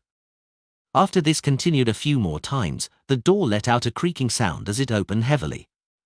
Wearing a black trench coat, Klein maintained the smile on the right side of his face as he entered the giant King's Court first. He walked up the stairs step by step, and the other demigods, along with his marionette, followed one step behind. After reaching the end of the halfway, Klein stopped and said to Inuni and the shadow, who were more than 10 meters away, "Please forgive me for not waiting for you to say come in. Perhaps it's because this spot is too far from the main door, so you didn't hear my knocking. As you know, as a gentleman, I only know how to use my fingers to strike, not slap with my palms." The moment he finished speaking, Inuni, who hadn't spoken since the beginning, spoke. "Next, you'll deal with Shadow by yourself and let the people of the City of Silver hold me back." "Oh?" Klein let out a loud nasal grunt while wearing an exaggerated smile, as though he was waiting for Inuni to give a further explanation. At the same time, he raised his left hand and pressed his face. The transparent and twisted maggots began to squirm about, some boring in, others crawling out and quickly completing an exchange. With a shadow over his face, Inuni, with his black, slightly curled hair that reached his shoulders, continued in a deep voice, "You didn't summon a projection from the historical void in advance because you know that Shadow can summon the projection of the Staff of the Stars and simulate the powers of the Angel of Time. It will accelerate the flow of time to disperse your angel helpers." Similarly, he didn't make any preparations because of the same reason. And if you summon a saint that can last longer, he can do the same. Both of you offset each other. I hate playing cards with myself. Klein nodded heavily, expressing his agreement, and laughed out loud. Inuni, whose face was blurry, glanced at him and the three demigods of the City of Silver. "Therefore, you turned the Silver Knight guarding the door into your marionette, planning on using it as a chip to tip the balance. This problem is his, not mine. He actually doesn't have a target to turn into a marionette. Or perhaps, why don't you sacrifice yourself?"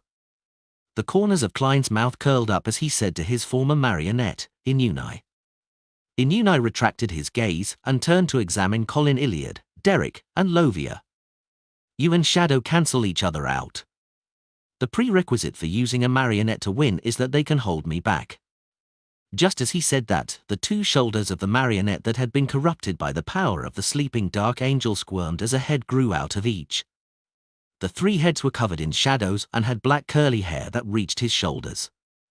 However, they gave people the feeling that one was young and the other old. Before Klein and the demigods could react, Inunai's right body suddenly tore apart, causing the aged head to take away a third of his body. The body that split apart rapidly squirmed and instantly became complete. On the shadow over the head's surface, a pair of eyes protruded with vertical, pale golden pupils. Suddenly, the magnificent staircase leading to the ancient god's residence collapsed, turning into a desolate moor. At the end of the moor was a pitch-black city overgrown with weeds. City of Silver. Derek's heart tightened upon seeing such a realistic scene. He was worried that the unknown enemy would drag him and the other demigods to the City of Silver and destroy it. As for Lovia, her gaze froze as her body trembled when Inunai grew two heads. It was as if she could sense the aura of an absolute high-leveled entity. Colin Iliad surveyed his surroundings and crossed his two swords that were covered in the light of dawn before pushing them out. He said in a deep voice, "This is fake." At this moment, Klein covered his mouth with his left hand that was made of transparent maggots. He yawned and asked Inunai's main body with a smile, "Will you be stronger in dreams? Or can you cross the boundary and launch an attack?"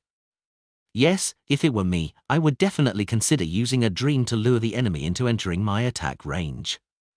The moment he said that, the desolate moor and the distant castle dissipated at the same time. The magnificent staircase, which was illuminated by the light of dawn, appeared once again.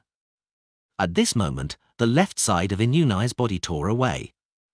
The young head had taken away a third of his flesh. The shadow covering his face was quickly replaced by a resplendent golden light. It was as if there were two miniature suns in his eyes. The sun? Klein first voiced out a question before laughing so hard that he couldn't straighten his back. Ha ha, you want to use that unshadowed domain to break through the Silver Knight's light concealment. Yes, we have 3 Silver Knights on our side. That is worthy of your attention, but have you considered the feelings of Shadow? You don't, you only think of yourself. He's only a shadow, so have you considered how weakened he would be in the unshadowed domain? At this point, Klein laughed even louder. Even the transparent worms of spirit crawling on his left face sped up their movements. Ha ha ha ha, also, have you thought about the beyonder powers of corruption, degeneration, and darkness? Have you seriously considered the negative effects that the unshadowed domain will bring you? After laughing, Klein straightened his back and asked seriously, "How should I address you now? En? You? Nina? Inunai, whose main body was still covered in shadows, slowly took a deep breath and said, "If you had chosen the hunter pathway, you would definitely be stronger than you are now." Before he could finish his sentence, the layers of black wings on his back suddenly spread out. They kept expanding, covering the sky and wrapped towards the magnificent staircase. Faint shadows immediately covered the area. Then, Inunai directly crossed the invisible boundary and descended in front of Colin Iliad, Lovia, and Derek. He actually had the means to break through the obstruction. The young him, who had split off as the Sun Saint, immediately raised his arms. The light of dawn turned blazing hot, illuminating every corner of the magnificent staircase, leaving no shadows. Nothing could hide within. Unshadowed domain. However, the shadows around him didn't fade. The dark wings that enveloped Inunai's body blocked out pure sunlight. As for Shadow, it seemed to be covered in a cloak. Although it was much dimmer, it didn't show any signs of weakness. At the same time, Inunai's split-off aged body pushed out his right palm. A violent but illusory gust of wind appeared around him, carrying with it an invisible, multicolored intent that gushed towards Klein and his Silver Knight marionette. Mind deprivation. It could awe the target, make him feel fear, show signs of frenzy, or lose a portion of his rationality. And now, because Klein's spirit was incomplete, he was on the brink of losing control. he couldn't even control his emotions and reactions very well. If he were to suffer the effects of mind deprivation, there was a high chance that he would lose control on the spot and break down into a monster.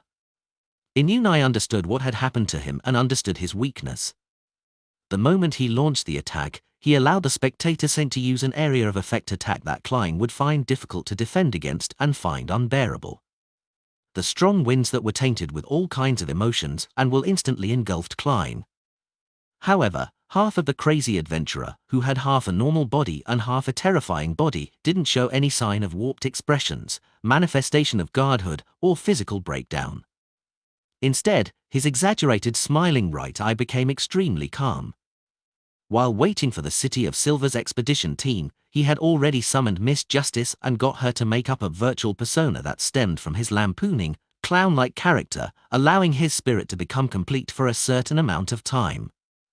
This was the reason why he appeared relatively rational when he left the guard's residence, only to appear exaggerated and crazy when he rendezvoused with the City of Silver's expedition team. Furthermore, this virtual persona could also withstand several attacks from the mind domain. The coldness in his eyes quickly faded away. The corner of his right lip curled up, becoming symmetrical with a curled worm of spirit that was crawling on the left. This was a sincere smile. Lord of the Mysteries Chapter 1255. As the smile of sincerity appeared on Klein's face, the face of the spectator saint that Inunai had split suddenly cracked open. The silver cracks were all over the place, intertwining with each other, appearing extremely chaotic. Klein seized the opportunity and used his silver knight marionette silver sword to condense a silver rapier to attack him. A sharp light shot out, dicing that figure into countless small pieces. However, these small blocks were abnormally illusory, with zero corporealness. The spectator saint had used the technique of psychological invisibility to create an illusion, concealing his existence. Swoosh! Swoosh! Swoosh! Silver beams of light either blazed towards the spectator saint that Inunai had split off, or directly leaked out from the target's location, erupting from within. The spectator saint relied on the speed and agility that a powerful body brought. He constantly changed positions and dodged, preventing himself from getting injured. As he had a precise understanding and control of his psyche and mind, Klein's intuition for danger prevented an image from forming in his mind, so it was difficult for Klein to predict his actions. Therefore, Klein couldn't let the silver rapier lay in wait and strike out where he appeared. Tap! Tap! Tap! The huge knight, who was covered in solid silver armor, held his broadsword and charged at his target, as though he could topple a mountain. Check new novel chapters at novelbin.com. Due to the existence of the unshadowed domain, Klein's silver knight marionette was unable to hide himself using the light. He could only directly attack. Upon seeing this, the spectator saint's body suddenly swelled, turning into a hideous, greyish-white scaled dragon that was covered in shadows, a manifestation of godhood. The dragon's body was huge, its grey scales firm. Its claws were powerful, and it managed to block the silver knight's slash. Bang! Bang! Bang! Bang! The giant and the giant dragon smashed through the brick rocks of the ancient divine kingdom, causing the palace to collapse. It was a mess. Klein maintained his exaggerated smile and seriously controlled his marionette to ignore Shadow. No, he still did some level of interference.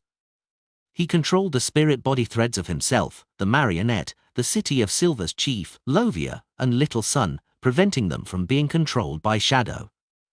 From time to time, he would reach out his hand and summon the historical projection that Shadow was attempting to summon.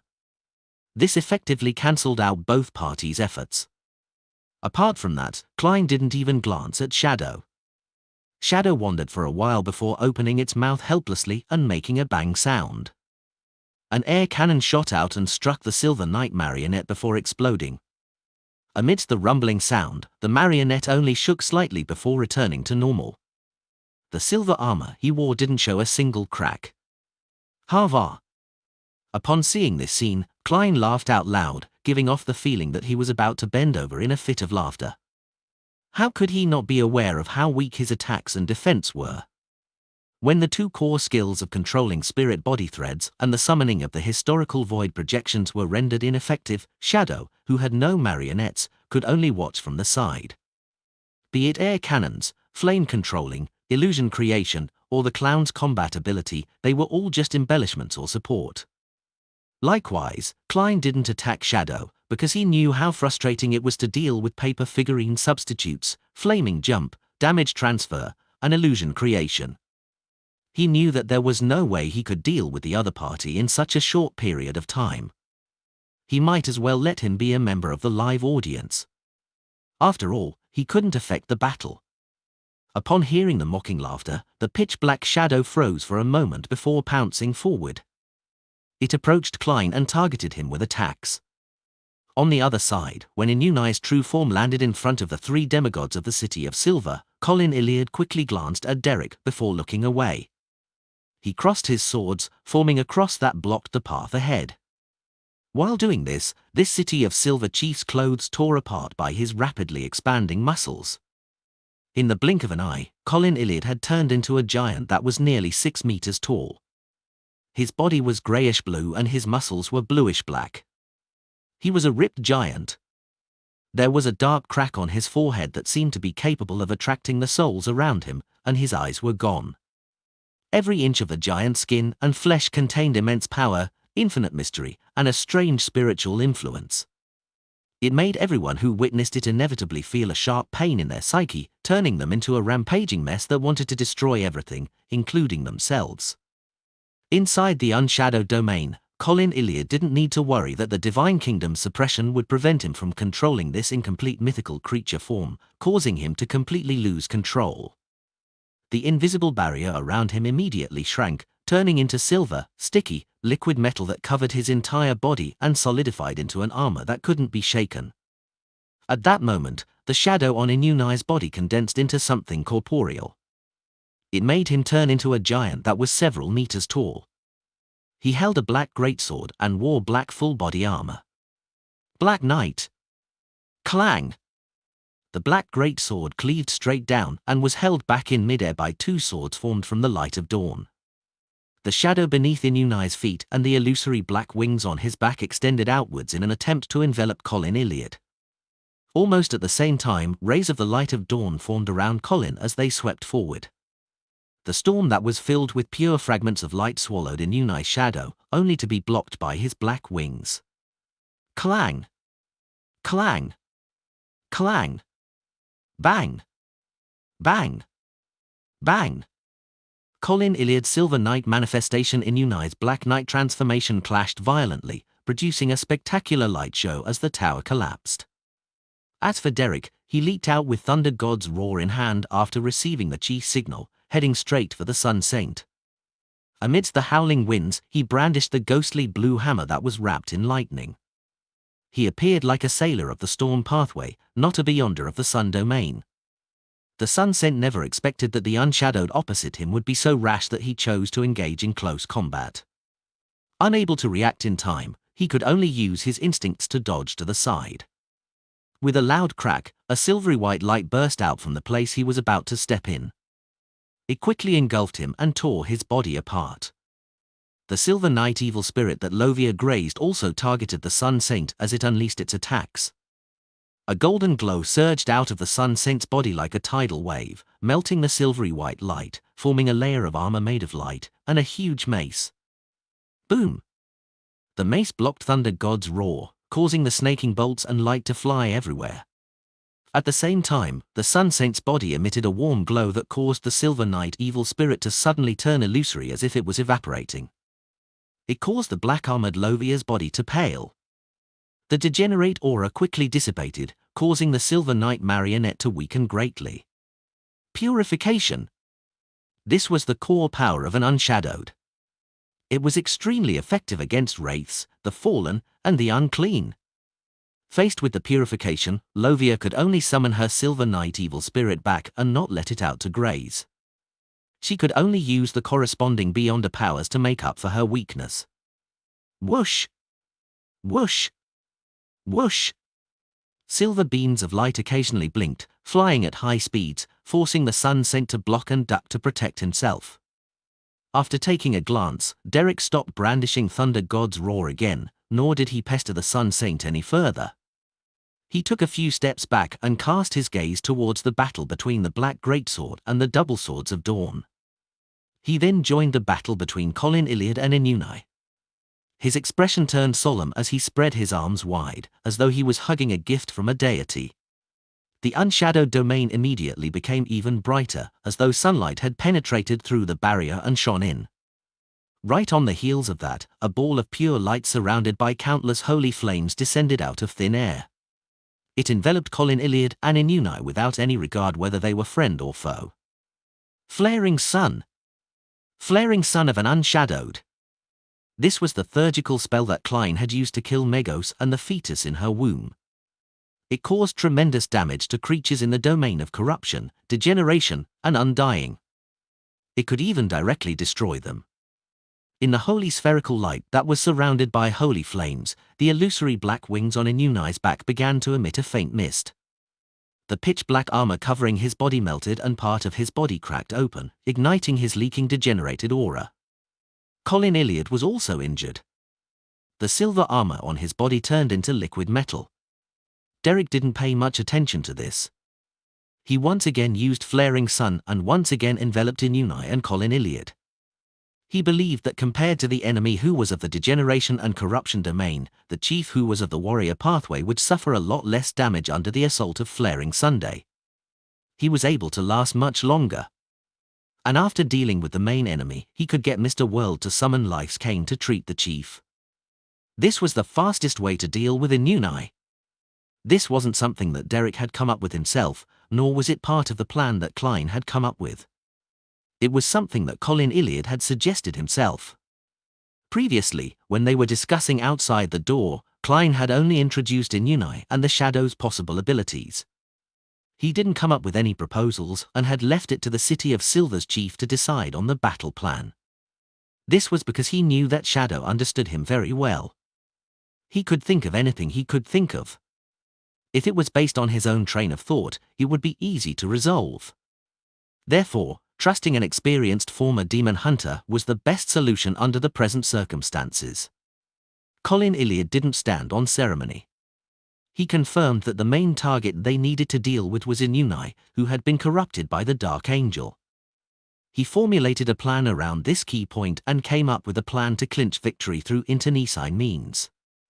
He wasn't afraid of being hurt. He was only worried that there wouldn't be an opportunity such as this. The spherical light that was surrounded by infinite holy flames blasted down, illuminating the surrounding area.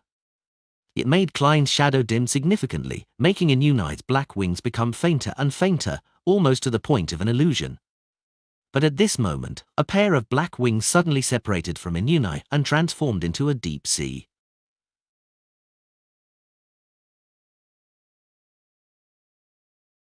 Lord of the Mysteries Chapter 1256. The deep sea swallowed the bright spherical light, darkening the entire unshadowed domain. Silver bolts of lightning burst out from its interior, turning the area where Inuni and Colin Iliad were fighting into a forest of lightning. Amidst the sizzling sounds, countless bolts of lightning slithered upwards and drilled into the gaps in the armor. This silver knight, who had shown his incomplete mythical creature form, immediately turned stiff, as though he was paralyzed by lightning. As for Inuni, his black armor, which seemed to be formed from powers of degeneration, had completely absorbed the lightning, preventing his body from being affected by the rippling damage. Taking advantage of this opportunity, Inuni, who had pitch-black fragments peeling off from him, held the dark greatsword with both hands and slashed at an angle. And at this moment, Colin Iliad hadn't completely escaped from his paralyzed state. With a piercing stabbing sound, a deep crack appeared on his left shoulder. The sturdy silver armor seemed to lose its defense as it was cleaved open by the great sword. This was a black knight's cull of spiritual flesh. Not only could it corrode flesh and blood, it could obliterate souls and cleave through barriers. It could also cause any living creature with degenerate thoughts to lose their defenses. It was a core beyond a power belonging to the Black Knight, stemming from the degeneration domain. Seeing that the cull of spiritual flesh had sliced open the silver armor on Colin Iliad's left shoulder, with the crack quickly deepening as it went straight for the heart, Derek tensed up and immediately condensed a spear made up of pure sunlight. He swung back his hand and threw it towards Inuni. Unshadowed spear. Inuni didn't abandon his attack or dodge. Instead, he raised his remnant illusory black wings and used them to shield himself. Sizzle. The unshadowed spear pierced through 2 layers of the illusory black wings, bursting out a blinding white light that seemed to give rise to a miniature sun. At the same time, Colin's entire body melted, turning into a pool of silver liquid metal. The liquid flowed rapidly, reforming the body of Colin Iliad in the distance. He still resembled a giant, and he was still wearing silver armor. However, half of the City of Silver's left shoulder and arm had fallen to the ground. The incision was clean with no blood flowing out. With the use of mercury liquefaction, Colin Iliad sacrificed an arm to avoid Inuni's lethal blow. His gaze behind his visor didn't waver at all. He grabbed the remaining Sword of Dawn and ran towards his target once again. It was like an unusually terrifying steam locomotive that exceeded its speed limit. Derek quickly condensed his unshadowed spear again from the side, causing the spears of light to fly towards Inuni. During this process, he opened his mouth and solemnly said, "God says that the purification is effective." This was the beyonder powers of a notary at the unshadowed level. Its compatibility with the unshadowed domain created by the sun sync made the battlefield brighten even more, causing the degenerate auras on Inuni and Lovia to further weaken. God said it's ineffective.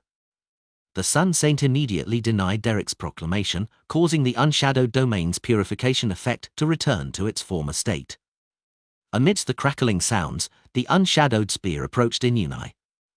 As for the black illusory wings on the Black Knight back, a few pairs had already faded under the miniature sun's illumination. He only had half left. Inuni couldn't effectively dodge the pure, bright long spears closing in on him since his hands were full fending off Colin Iliad. He made a pair of illusory black wings spread out fully, disintegrating into darkness.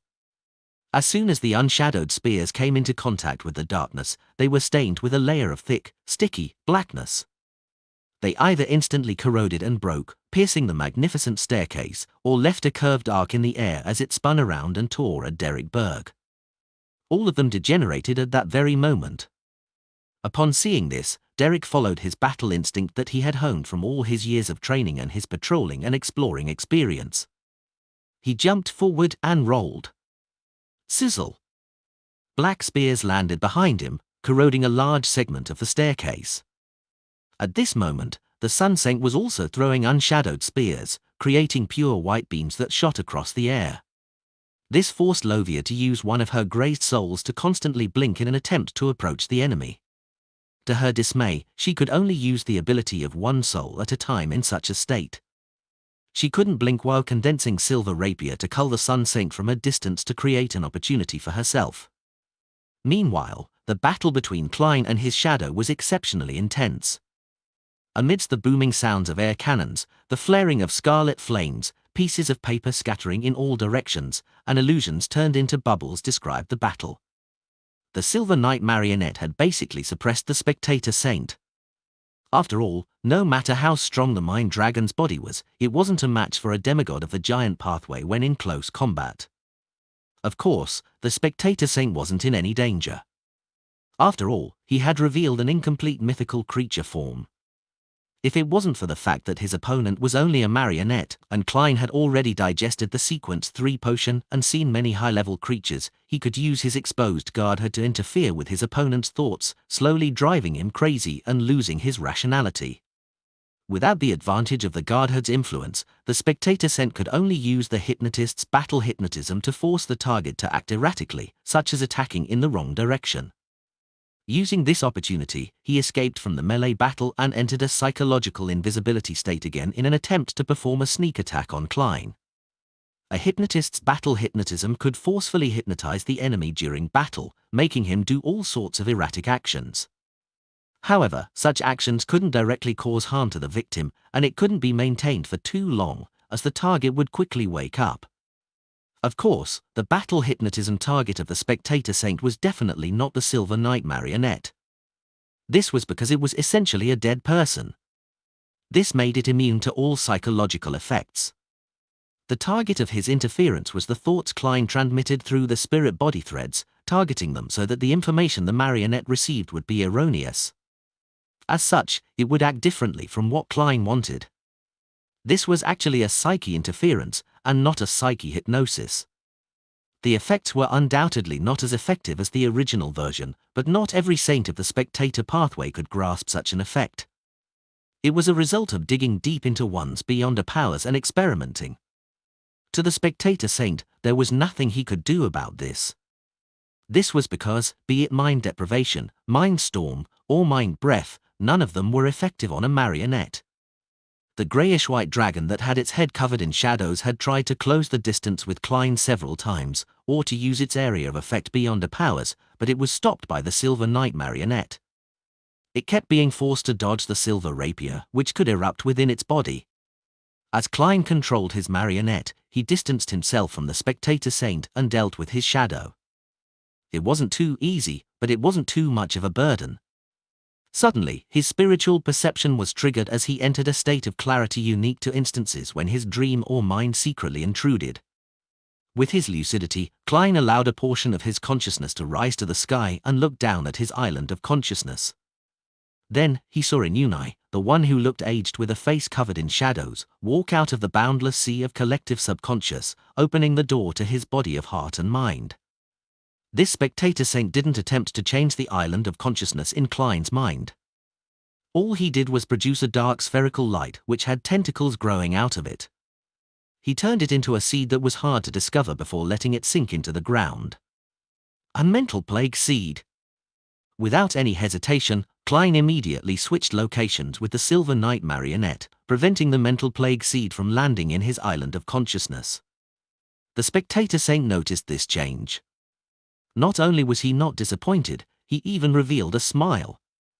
This was because he had long used virtual persona to secretly plant the mental plague seeds on the still island of the Silver Knight marionette. Although this couldn't affect the marionette, it could unknowingly corrupt the enemy who swapped positions with the marionette and other targets in the surrounding areas. This was a kind of corruption and infection that targeted the island of consciousness and the psyche. It wasn't a direct attack, so it was difficult to use virtual persona to offset it. When the time came, the problem that Klein had temporarily concealed with virtual persona would completely erupt.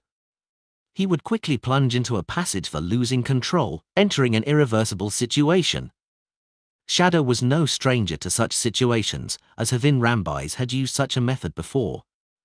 As he secretly laughed at Klein for becoming crazy, reckless, arrogant, and acting like a clown, one who had forgotten lessons of the past, he snapped his fingers, summoning a scarlet flame. He then used it to jump over, embroiling himself with Klein. Another round of paper shreds flew in all directions as the intense battle destroyed the afterimages. After a short while, Klein suddenly stopped. He raised his left hand that was wrapped with transparent maggots and covered his left face. Ha ha ha, ha ha ha. He let out a maniacal laugh, controlling the spirit body threads around him like a madman, no longer distinguishing between friend and foe. On his right cheek, pale meat tendrils protruded out, as if they were worms of spirit that were about to bore out. When Shadow saw that Klein had gone crazy and was about to lose control, he was worried that he would be infected by the mental plague. He hurriedly made a scarlet flame rise up and swallow himself. In the distance, his figure emerged from the flames that had yet to extinguish. At this moment, the Silver Knight marionette would occasionally launch an attack and occasionally do a twitching dance. It was obvious that it wasn't under normal control. He no longer had the strength to stop the mind dragon manifested by the spectator saint. He allowed the other party to spread out his wings and fly into the air above Klein. He was prepared to use mind breath. The spectator saint didn't want to give his enemy who was infected by the mental plague a chance to breathe. He wanted him to immediately lose control. Suddenly, this mind dragon's actions became sluggish, as if every joint was injected with glue. In the next second, a silvery white beam erupted from his body, splitting his flesh and blood, tearing apart his spirit body. With his back bent, the laughing Klein slowly straightened his body calmly. He released the palm covering his left cheek, and he smiled at Shadow in the distance. Check new novel chapters at novelbin.com.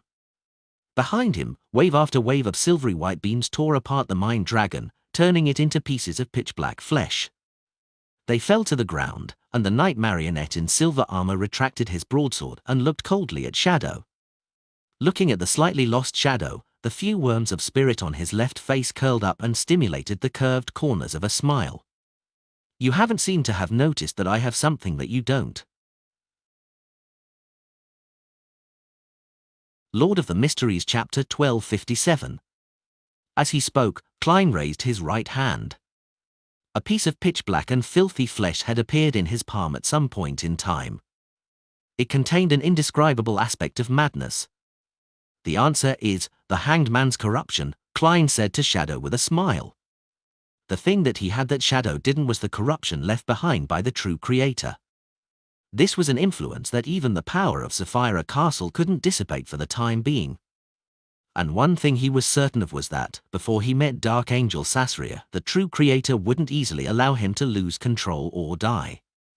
Therefore, he deliberately allowed corrupted parts of his body to be infected by mental plague, pretending that he had lost control. Then, he pretended to be controlling spirit body threads in an aimless manner so as to cover up the fact that the target was actually the spectator saint. When the opponent launched a further attack, he successfully entered a sluggish state, creating an opportunity for the Silver Knight marionette. As he expected, the corrupted parts of him wrapped around the seeds of the mental plague, preventing the negative effects from erupting. During this process, Shadow had distanced herself from Klein because of his concern about the effects of mental plague. This made him fail to notice the abnormality of the spectator saint's spirit body threads. How could Klein not know how careful and cautious he was? Of course, Klein couldn't predict the kind of changes the corruption would bring when he met Dark Angel Sasria. Would the mental plague that had been suppressed leak out and cause certain effects? All he could do was resolve the problems at hand. Upon hearing his words, the pure Shadow suddenly burst into a scarlet flame that instantly engulfed him. At the edge of the unshadowed domain, near the place where the Giant King resided, a wisp of fire rapidly rose up as Shadow appeared. He didn't hesitate to escape. He ran towards the palace which acted as the resting chamber for the slumbering Dark Angel, completely ignoring Inuni and the Sun Saint. When Klein, who was using his virtual persona, saw this scene, he was stunned. He couldn't help but smile with the worm of spirit and shake his head. I'm actually that timid? He suspected that Shadow, which splintered off from him, had taken away most of his caution and carefulness, leaving behind more of his impulsiveness and recklessness. Pa! A silvery white beam lit up and smoked the scarlet flames that descended outside of the unshadowed domain, shattering the pitch-black shadow that had just appeared. Klein hadn't wasted time muttering to himself.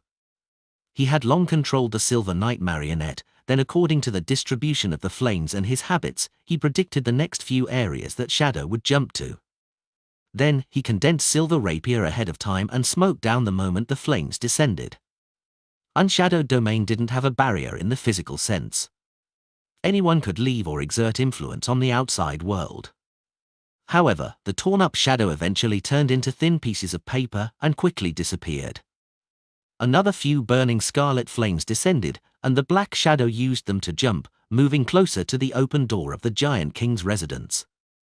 The silvery white light that subsequently tore him apart had only managed to take down his paper figurine substitutes from Sequence 5, beyond us of the warrior pathway had the ability to see through illusions. Without the aid of psychology invisibility, paper figurine substitutes were obviously more useful than illusion creation. It was only a situation when two seers were in combat that scenes of shredded pieces and illusions would occur. In just 2 or 3 seconds, scarlet flaming columns rose outside the Giant King's residence, as though they were releasing fireworks to welcome a guest. In the next moment, Shadow jumped into one of the flames and hid in the area where the Dark Angel lay in slumber. But at that moment, a figure quickly appeared in front of the scarlet flaming columns. He wore a black long trench coat and a half-top hat. His right face was normal, and his left face was formed from transparent and twisted maggots. It was none other than Klein's true body.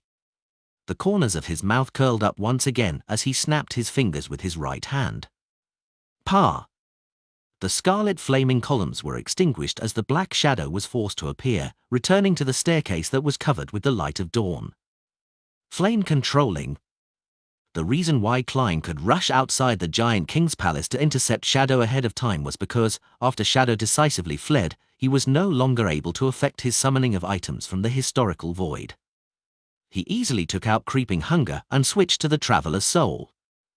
It isn't a good thing to be too careful, Klein said to Shadow, doing so with a smile on his face. As he bent his knees, he arched his back. As he bent over, his figure suddenly became the knight in silver armor. The knight stabbed his broadsword into the ground and created an invisible barrier, sealing off the door to the Dark Angel's resting ground. At that moment, Klein swapped positions with his silver knight marionette. He gave Shadow the impression that he could enter the palace as long as he could destroy the Guardian's barrier. Of course, his true body interfered with Shadow's summoning of historical projections and controlling of spirit body threads. When the tables turned, the battle between the three demigods of the City of Silver, Inuni, and the Sun Saint also changed. When Colin Iliad once again kept Inuni, who had lost his black armor, busy, Derek repeated their previous strategy. At times, he would use Flaring Sun as an area of effect attack to trade injuries to the chief for a victory. At other times, he would condense a pure, white unshadowed spear and engage in precision attacks. This wasn't used often because it was easy for Inuni to avoid it, causing Colin Iliad to be accidentally injured. After 3 rounds of Flaring Sun, Inuni finally reached the end of his rope. He once again spread out the last 2 pairs of illusory black wings, turning it into a pitch-black sea that devoured all light.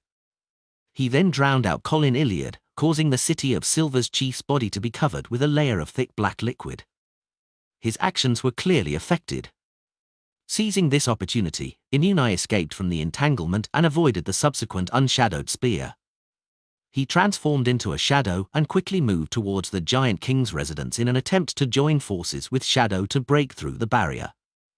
At that moment, a silvery white beam burst out from his body, ripping him into blobs of dark red flesh. This sudden surgical strike came from Lovia. This 6-member council elder had actually given up on dodging the attacks of the Sun Saint. At the instant Inuni was about to escape the battlefield, she decisively switched the grazed soul to the Silver Knight Evil Spirit, dyeing her black armor silver. Sizzle! The dazzling white and pure unshadowed spear hit the lady, causing her to shrink slightly and the blazing sun to completely devour her. The blobs of flesh in Inuni's body remained sentient. They quickly gathered together in an attempt to rebuild the body. However, at this moment, the black sticky liquid restricting the movement of Colin Iliad exploded with specks of light. They turned into a storm and tore through the obstruction, allowing the silver armor to resurface.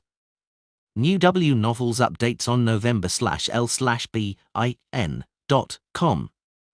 Right on the heels of that, the gigantified Silver Knight took a step forward and swung the Sword of Dawn in his hand, allowing the hurricane of light from before to continue sweeping forward, inundating the blobs of dark red flesh. A pair of illusory black wings appeared and dissipated, calming the hurricane of light. However, Derek's Flaring Sun continued.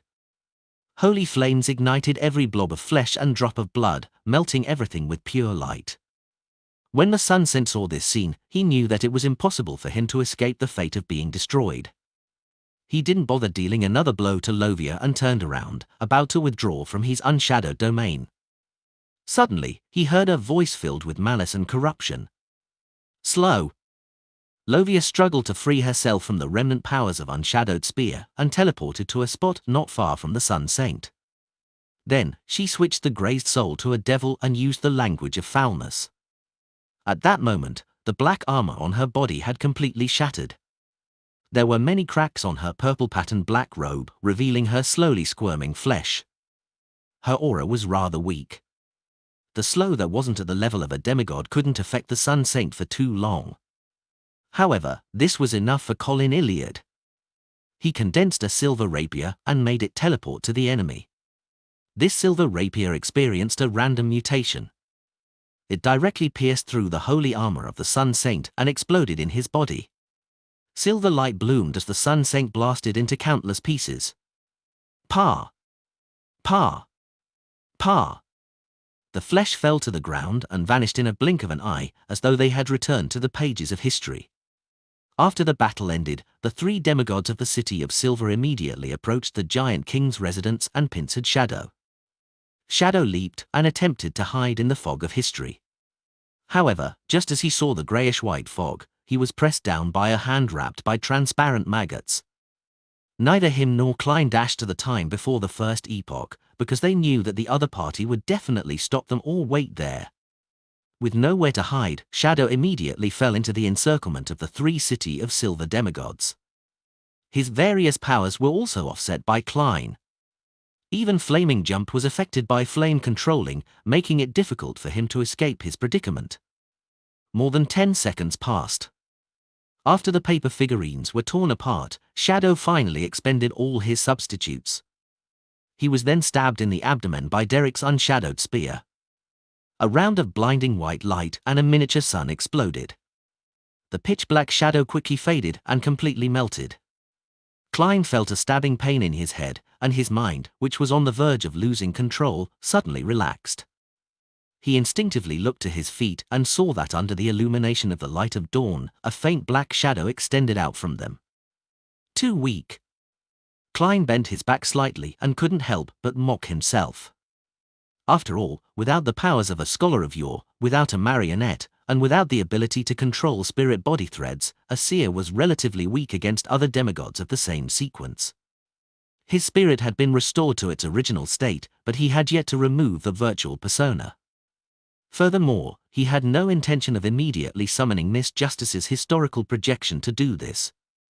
As he had been corrupted by the Dark Angel, Inuni had shown the characteristics of the Sun, Spectator, Storm, and Secret Suppliant pathways. If he wanted to enter the Giant King's residence, he had to be wary of psychological influences. Virtual persona was a very good defensive measure.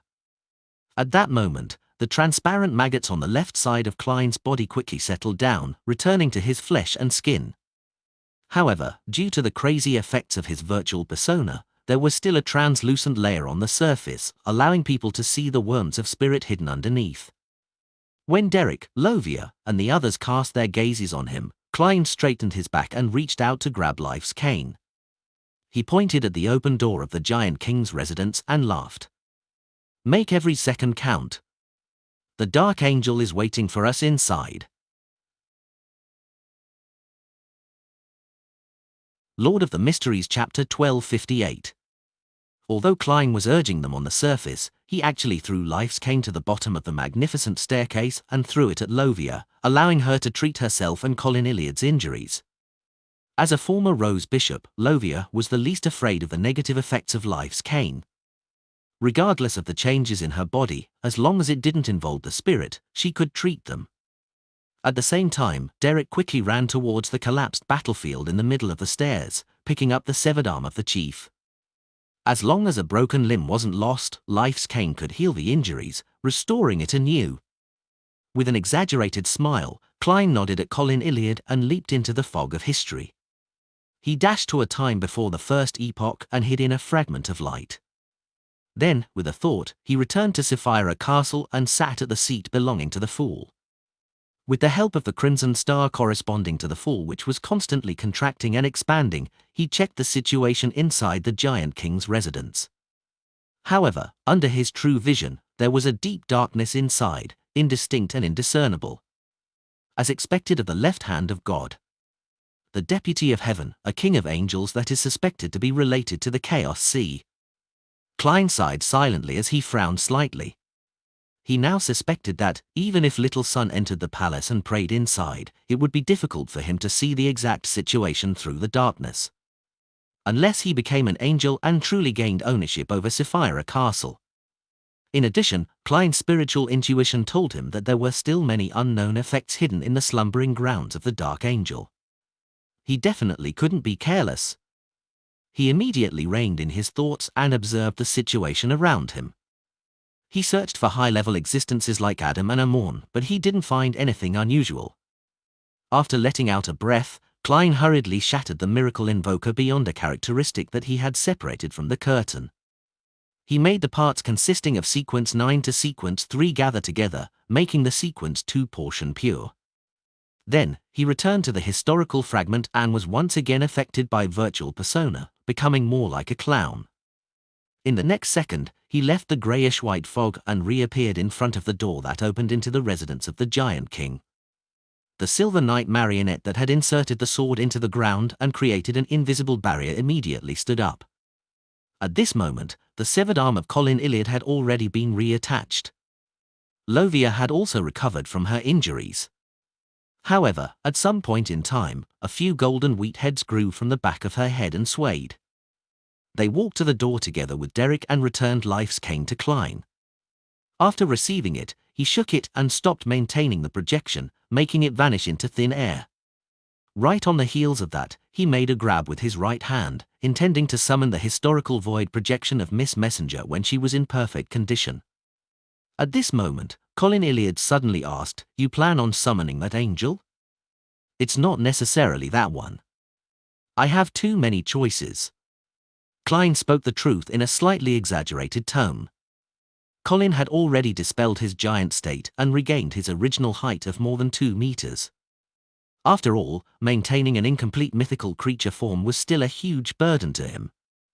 At that moment, he was wearing a silver armor he conjured. He held 2 swords that had returned to their normal sizes and said calmly that corrupted monster showed the characteristics of degenerating living creatures. The place where the Dark Angel sleeps should have similar effects. What the chief means is that the angel projection that Mr. World summons might rebel after entering the residence of the Giant King. And a fallen angel, even a projection, is easily able to make us pay a heavy price. Derek easily understood what the chief meant. On the other side, the flesh on Lovia's head was squirming as she enveloped the few wheat heads and fused them with herself. "Makes sense." Klein smiled and nodded, gently snapping his fingers. Then, he dragged out an ordinary raven from the fog of history, allowing it to fly past the open door and enter the dark interior. When the raven's figure was swallowed by the dark environment, Klein's eyebrows moved slightly. He turned his head and smiled at the City of Silver chief. "I've lost contact." Colin Iliad replied without any surprise, "That's a king of angels for you." Klein couldn't control the corners of his mouth from curling up. To him, this was a rather troublesome matter. It meant that he couldn't summon a historical projection to enter in his stead. The fact that his shadow had been sliced off also proved this point. "All right." As if stretching his wrists, he waved his hands a few times and took out a black staff with many gems embedded in it. 0 to 62, Staff of the Stars. He could only try to see if the sealed artifact projection and a marionette would degenerate and betray him. After all of them were prepared, Colin Iliad, Lovia, and Derek simultaneously cast their gazes towards the darkness behind the open door. Using the Staff of the Stars in his hand, Klein pointed ahead and said with an obvious smile, "This is going to be a dangerous journey. Everyone has a chance of dying. For you, and for me." With that said, he pressed down on his top hat and followed behind the Silver Knight marionette. Passing through the open door, he entered deep darkness. Colin Iliad, Lovia, and Derek didn't speak. They walked forward in silence and determination. Backland, in the battlefield outside the city. Using Lie to adjust her dragon transformation appearance, Audrey and the demigod in Faceation military uniform, who wore a mask and gloves, engaged in a fierce battle. The other party's impregnable defense, the broadsword that had been condensed from the light of dawn, the rapier's ability to hide and teleport, left a deep impression on her. If not for the fact that she knew that the upper echelons of Faceak and Intis were mostly Silver Knights, Demon Hunters, Iron-Blooded Knights, War Bishops, Unshadowed, Justice Mentors, Alchemists, and Arcane Scholars, and had gathered intelligence in advance at the Tarot Club and did some homework, Audrey, who lacked individual combat experience, would have long been defeated. Relying on her accumulated experience in this aspect, she managed to withstand the initial attacks and finally composed herself. Relying on battle hypnotism, mind deprivation, mind breath, and mind storm, she slowly turned the situation around and escaped her predicament. Of course, the most important thing was that the guard had brought about by dragon transformation had interfered with the Silver Knight's mind and thoughts. Furthermore, it allowed Audrey to possess a body that could withstand damage, as well as providing a power that could withstand attacks. Otherwise, she would have sustained injuries from barely being able to hold on. And as a sequence 3 Saint of the Warrior pathway, this Vacation General had a strong will and uniqueness that was unaffected by illusions. He was able to effectively resist the effects of the mind and reduce the negative effects he received. Therefore, he still held the upper hand and used light concealment and silver rapier to suppress Audrey in an attempt to create an opportunity to defeat the enemy. Audrey was very calm about this. This was because, while fighting, she had already created a virtual persona. She had diverted her attention to the surrounding environment and had scattered many mental plague seeds. It wouldn't be long before the Vacation General was silently infected. At this moment, red flaming spears shot over from the Allied forces' base, blotting out the sky with their denseness. The Silver Knight didn't dodge. Instead, he took a step forward and swung his Sword of Dawn, keeping Audrey fixed to the ground. Whoosh! Whoosh! Whoosh! The burning spears pummeled down one after another, blanketing the 2 demigods. Audrey's face could not help but distort. Charred marks covered her greyish-white scales of her dragon transformation body. As for the Silver Knight's armor, it was still glowing with silver light. It didn't suffer much of an impact. Compared to a giant who specialized in defense, a dragon's ability to withstand blows was obviously much weaker. Only at this point did Audrey realize that she was participating in a war, not in a solo battle. When another wave of flaming spears was about to hit them, there seemed to be a commotion within the Allied forces' base, and there was a collapse to a certain degree. At that moment, the thick fog that enveloped the entire battlefield vanished as though it had never existed. Audrey and the Vacation General stopped fighting at the same time, finding themselves abnormally weak. They even found it difficult to raise their arms. She saw that, behind the Allied forces' base, at the edge of the boundless plains, an orange-red ray of light rushed over, instantly covering half of the sky, blocking out the sun. The area around Backland instantly turned into dusk. The thick darkness appeared on another side of the sky and very quickly collided with the orange sunset. All the soldiers and officers on the battlefield fell to the ground and fell into a deep sleep. In Backland City, outside St. Hireland Cathedral, Leonard, who was wearing a red glove, looked up at the half-dark, half-dusk sky. His throat let out a silent sigh as he cast his gaze at the entrance of the St. Hireland Cathedral. The brown-haired Ikanza Bernard and the other members of the machinery hive mind stood there, staring blankly at the sky.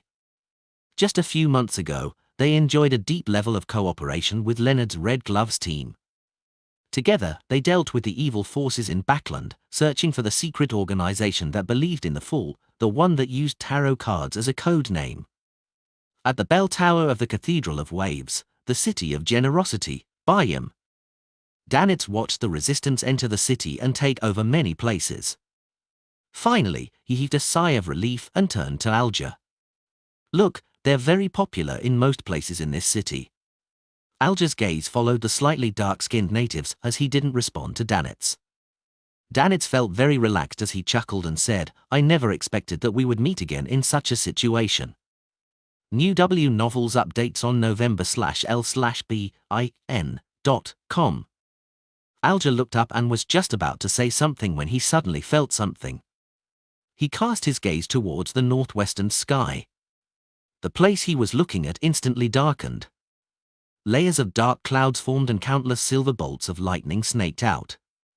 Many deep blue waves surged up and were swept up by the wind. They rushed towards the clouds and connected to the sea. Wherever the sea and the sky intersected, beams of light lit up. They weren't resplendent or clear, without any colors. They seemed to be formed from countless illusory objects. Lord of the Mysteries Chapter 1259. In a battlefield near the capital, Lemberg.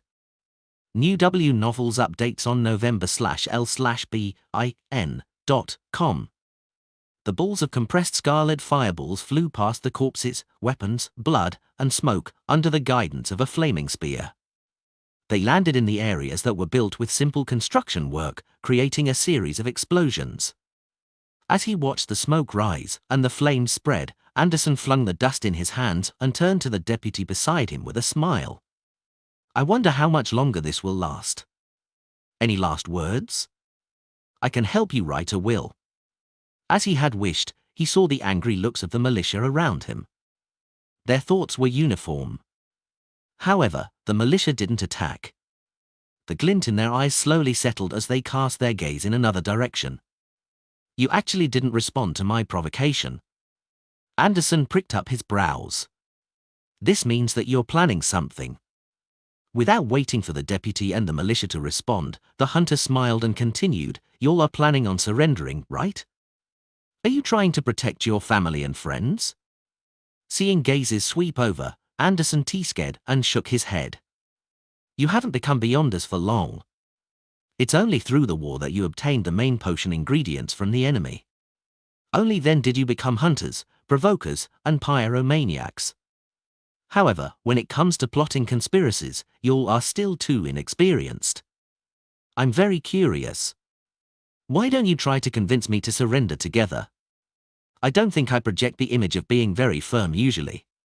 Besides, I'm not a believer of the God of knowledge and wisdom." Having said that, Anderson looked thoughtfully at his deputy.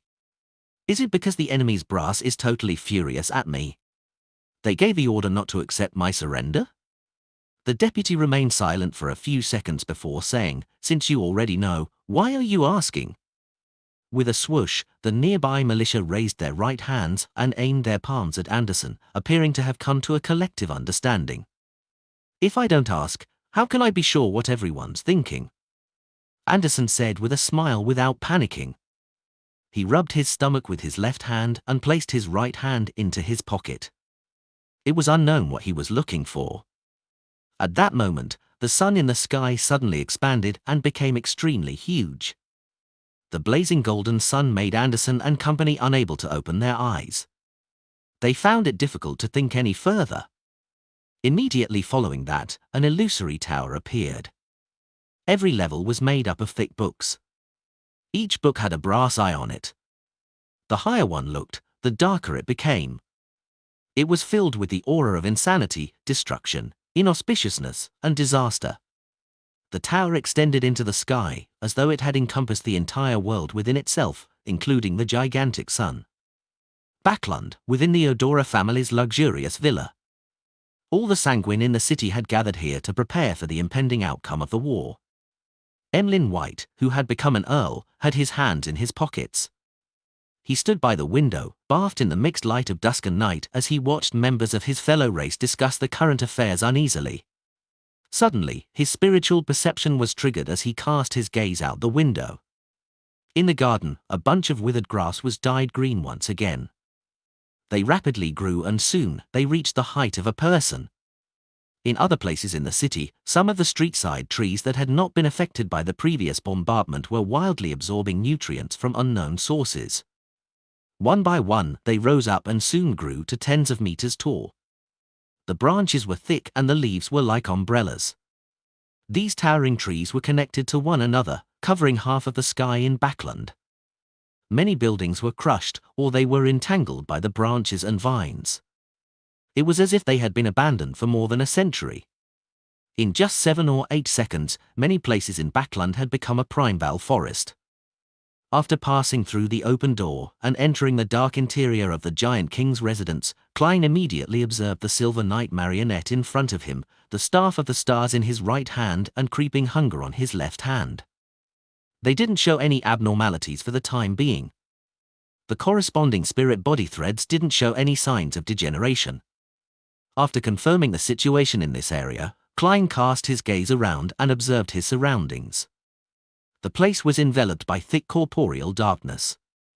They couldn't see further than 5 meters away. The ground was paved with grayish-white bricks that looked like they were pieces of a frozen sunset. They didn't reveal anything extraordinary. After some thought, the corners of Klein's mouth curled up. He reached into the void, grabbed, and attempted to summon an angel. In the next second, he laughed out loud because he had lost a clear connection with the fog of history. This was the reason why the historical void projection he had summoned to enter had lost contact after entering this region. Laughing, Klein suddenly turned around and walked back to the area from which he had entered. "Mr. Worsbarrow, what do you want to do?" Derek, who was also scrutinizing the various restrictions on him, asked in surprise. Klein replied with a beaming smile, "Now is not the right time to explore this place. I plan to come in again later." "Are you planning on summoning a sequence for historical projection and try to see if it will degenerate and betray you after you bring it in?" Colin Iliad said after some thought. Klein spread his left palm and said, "No one set the rule that we can't go out once we enter, or not being able to enter after leaving." Although in such a situation, Mr. World's words sounded a little strange, Derek still felt that it made sense. This was because the City of Silver had done the same thing when exploring the surrounding areas. Through repeated acts of entering and exiting, they gradually accumulated intelligence and details to finally resolve whatever problems they faced. Lovia didn't say a word or object. From her point of view, it was undoubtedly a good thing that she could make more preparations. In an exploration that determined the fate of the City of Silver, they definitely couldn't be rash. After taking a few steps back, Klein suddenly stopped and laughed out loud. "It looks like the owner doesn't want us to leave." The faint light at the door had already been devoured by the deep darkness and disappeared. Colin Iliad surveyed his surroundings and said, "We can only proceed forward." Seeing the chief and Mr. World turn around at the same time, Derek took a deep breath and raised his left hand, letting it emit a golden glow that illuminated the surrounding darkness. This revealed thick columns with indiscernible tops. Some of them had their silhouettes outlined, while others were hidden deep in the depths, barely visible. Derek retracted his gaze, preparing to head forward with Mr. World and Chief. At that moment, he failed to see another familiar figure from the corner of his eye. Derek's pupils dilated suddenly. Then, he quickly turned his head to look for Elder Lovia, who had been standing beside him moments ago. This demigod who believed in the true creator had disappeared. She had disappeared without a trace. Derek's abnormality was noticed by both Klein and Colin Iliad. At the same time, they cast their gazes at the spot and saw that the black-robed Lovia had disappeared without a trace, as though she had evaporated into thin air. With the spiritual intuition of a seer and the reconnoiter abilities of a demon hunter, they failed to realize when Lovia had gone missing or how she vanished. The curl on the corners of Klein's lips grew even wider. Without any hesitation, his mind raced and allowed his spirit body to enter the world above the grey fog, combining with the dark red illusion of the Fool. Right on the heels of that, he cast his gaze towards the crimson star that symbolized the sun. He hoped to find clues through his true vision. However, everything was still obscured by the darkness. Nothing was revealed, just like how Klein predicted before entering the Giant King's palace. Without any time to think further, Klein immediately returned to the real world. In the span of 3 or 2 seconds, there was only Derek and the Silver Knight marionette by his side. The City of Silver chief, who was wearing silver armor, had disappeared. "What just happened?" Klein asked with a warm smile. Derek looked at him in shock, confusion, and panic. "Didn't you see it?" The moment he finished speaking, the shadow under Derek suddenly came alive. It rapidly extended upwards and enveloped him and the sunlight he emitted. After the shadow completely covered Derek, it fused with the surrounding darkness, no longer separable. Klein had originally raised his black staff to prevent an anomaly from happening, but in the end, he didn't do anything. All he did was watch with a smile. After a few seconds, he noticed that his body had turned black and dull, as though he was being melted by the environment. Similarly, Klein didn't try to save himself. The corners of his mouth curled up as he watched with a slightly shaking head. After his figure completely disappeared, his vision changed. The darkness was gone. The greyish-white stone bricks, the surrounding walls, and the huge pillars appeared clearly. They were covered in a layer of faint shadows. Outside the window, there was no sun, no moon, and no stars. However, a faint light shone through the window, making the entire palace appear sinister, dark, and cold. In the deepest part of the palace stood a very faint shadow, resembling curtains. Lovia, Colin Iliad and Derek stood at a distance not far away from him. They carefully observed their surroundings as though they had come to another world. "Unfortunately, my marionette can't enter." Klein waved the staff of the stars in his hand and smiled at Derek and company. His indifferent attitude and the chief's calm and composed manner made Derek quickly calm down. He no longer allowed his fear and panic to grip him. Colin Iliad nodded slightly. Just as he was about to share his speculations, he suddenly felt something and turned to look at the deepest part of the palace. Klein, Derek, and Lovia did similar actions. In the deepest depths of the palace, that faint shadow dissipated, revealing a flight of steps meant for giants and an iron-black throne at the top of it. Sitting on a throne was a man with black, slightly curly hair that reached his shoulders.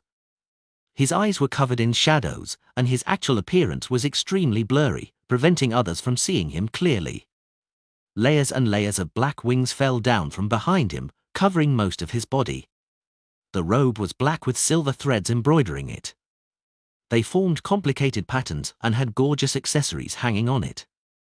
At that moment, the man had his left elbow on the armrest, holding up one side of his face with his palm as though he was in a deep sleep.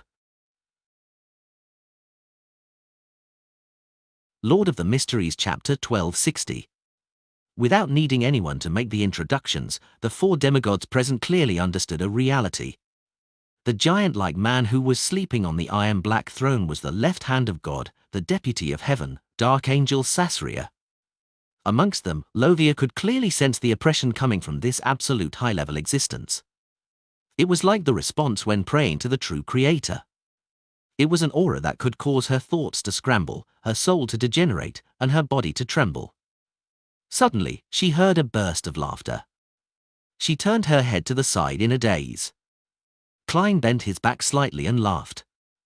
"He is still sleeping. Should we directly wake him, or wait for him to wake up? If we choose to wake him, how should we greet him? Hey, Your Highness Dark Angel? Rose Redemption Leader?" These two questions sounded ridiculous and arrogant, but they had managed to shake off the influence of the environment and made Colin Iliad fall into deep thought.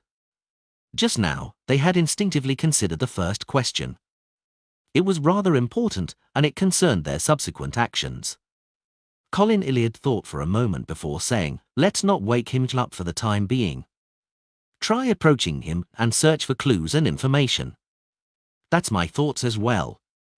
With his left hand, Klein casually snapped his fingers and walked towards the black throne. At this moment, he felt fortunate that he had already taken care of Shadow and restored his spirit to its complete state. Otherwise, he wouldn't have been able to completely restrict his virtual persona.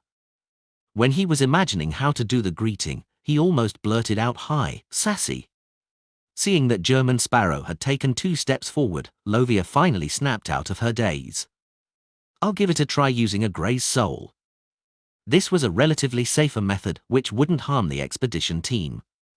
Klein nodded. With his black staff in hand, he turned to his side with a beaming smile. A 3 to 4 meter tall phantom image appeared in front of Lovia. A pair of goat horns lined with mysterious patterns sat atop its head. Its skin was black and matte, exuding a sinister fullness. It was a devil. It was different from the devils that he had seen before. Its body was covered with signs of decay, with yellow-green pus hanging off it as though it was mixed with the power of degeneration. As Klein casually sized up the phantom image, the devil spread its huge bat-like wings, causing the light blue flames on it to burn even more vigorously, dissipating the strong smell of sulfur. It took a step forward, slowly approaching the iron-black throne and the staircase meant for giants. Using its intuition for danger, it surveyed the area for any abnormalities. While Colin, Klein, and the other demigods were paying attention to it, they also began scrutinizing the details of the shadowy palace. They discovered that behind the iron-black throne that Sasria was sleeping on, there was a pair of dim, greyish-blue double doors that depicted sunset. This might be the door that leads to the outside world. This thought flashed across the minds of the 3 City of Silver demigods Colin Iliad, Derek, and Lovia. At this moment, the devil, who had travelled midway, suddenly paused. It was enveloped by a cluster of silver lightning and quickly faded away after being blasted to pieces amid crackling sounds. A pillar of light with swirling holy flames smote out of thin air, completely purifying the soul that belonged to the devil. Lovia didn't feel any pain from losing her grazed target. She only frowned slightly and couldn't think of a better way to probe the way. Klein looked around and said with an exaggerated smile, "As expected, I'm the man for the job." As he spoke, he slowly walked forward. As he took out a box of matches from his pocket, he lit them one by one and casually threw them around. "I've always been a little timid." After throwing half a box of matches, Klein turned around and explained with a smile. And even Derek Berg wasn't convinced by this sentence. Following that, under the illumination of the scarlet flames, Klein continued walking towards the iron-black throne that might have belonged to an ancient god. When he arrived at the spot where the devil's soul was destroyed, his left palm suddenly tightened. Klein lowered his head and saw that creeping hunger had returned to its human-skinned form. An exaggerated crack opened in his palm. Inside were 2 rows of illusory white teeth. This sealed artifact was attempting to gnaw at Klein's flesh in a bid to consume both his body and spirit. Creeping hunger had degenerated. TSK, Klein let out an obvious sigh as he glanced at the staff of the stars in his right hand. He confirmed that the Grade 0 sealed artifact, which didn't have any living characteristics, had yet to show any abnormalities. He then raised his right hand and stuffed the other end of the staff of the stars into Creeping Hunger. Creeping Hunger bit at it a few times before it finally calmed down when sensing the suppression effect of a higher-level entity. After laughing twice, Klein took another few steps forward, covering a few meters. Cracks suddenly appeared in the shadows that covered the walls, pillars, and tiles, as one brass eye after another grew out. A figure appeared in front of the countless eyes. He was first presented as the black-haired, light brown-eyed, and cold-looking German sparrow. Following that, he walked into the black-haired, brown-eyed, scholarly-looking Klein Moretti with ordinary looks. Then, he degenerated into a blurry image, and a greyish-white fog emanated from him. At this moment, these figures that seemed to expose all of Klein's secrets came to a halt. Rare latest chapters on no/v/e/l/b-in.com. Boom! He exploded, transforming into countless illusory fragments that fell to the ground and disappeared. Klein raised his brows and T-sked with a laugh. The omniscient power of the reader pathway? Just as he finished speaking, the brass-colored eyes, which grew out from the surrounding shadows and the ground, trembled. They emitted an ethereal voice that seemed to come from ancient times. The aura of Sapphira Castle. Sapphira Castle. Colin Iliad seemed to recall something and came to a certain realization. It's only possible to get a response or approach Sasria with a Sapphira? That's why, despite the Hanged Man clearly having Lovia, a demigod believer from the City of Silver, he still forced me into the palace to meet the Dark Angel. It wasn't easy for Klein to control his virtual personality's instinct to speak. Before he could consider what to say, the brass eyes hidden in the shadows emitted another voice. Your fate has intersected Amanases, Leodero, Adam, Amorn, Herabergen, Orcuses, Medici, Ouroboros, as well as him. With regards to the true names that the brass eyes had mentioned, Colin Iliad, Derek, and Lovia were no strangers to the names. They knew that the first was the Evernite goddess, followed by 7 of the 8 kings of angels. Furthermore, there was no lack of sequence 0 true deities in the present day. This left them somewhat stunned. They couldn't believe that German Sparrow would have crossed fates with so many high-level existences who exceeded sequence 1. Together with the sleeping Dark Angel before him, Mr. World and the 8 kings of angels had already crossed paths. How impressive! Derek marveled from the bottom of his heart. Klein was in no mood to quip about his divine interpersonal skills. With an obvious smile, he asked, him? Klein believed that him referred to the true creator. After all, he still had his corruptive influences left in his body. The brass eyes on the shadowy curtain fell silent for a few seconds before saying with an ethereal voice, "It is another me." The true creator was really another side of the ancient sun god. The side that was born from the god's corpse. It's a side filled with hatred and viciousness, one that controls degeneration. Klein gradually drew an equal sign between the black and gloomy infant sitting in the cavity of the ancient sun god's chest and the true creator.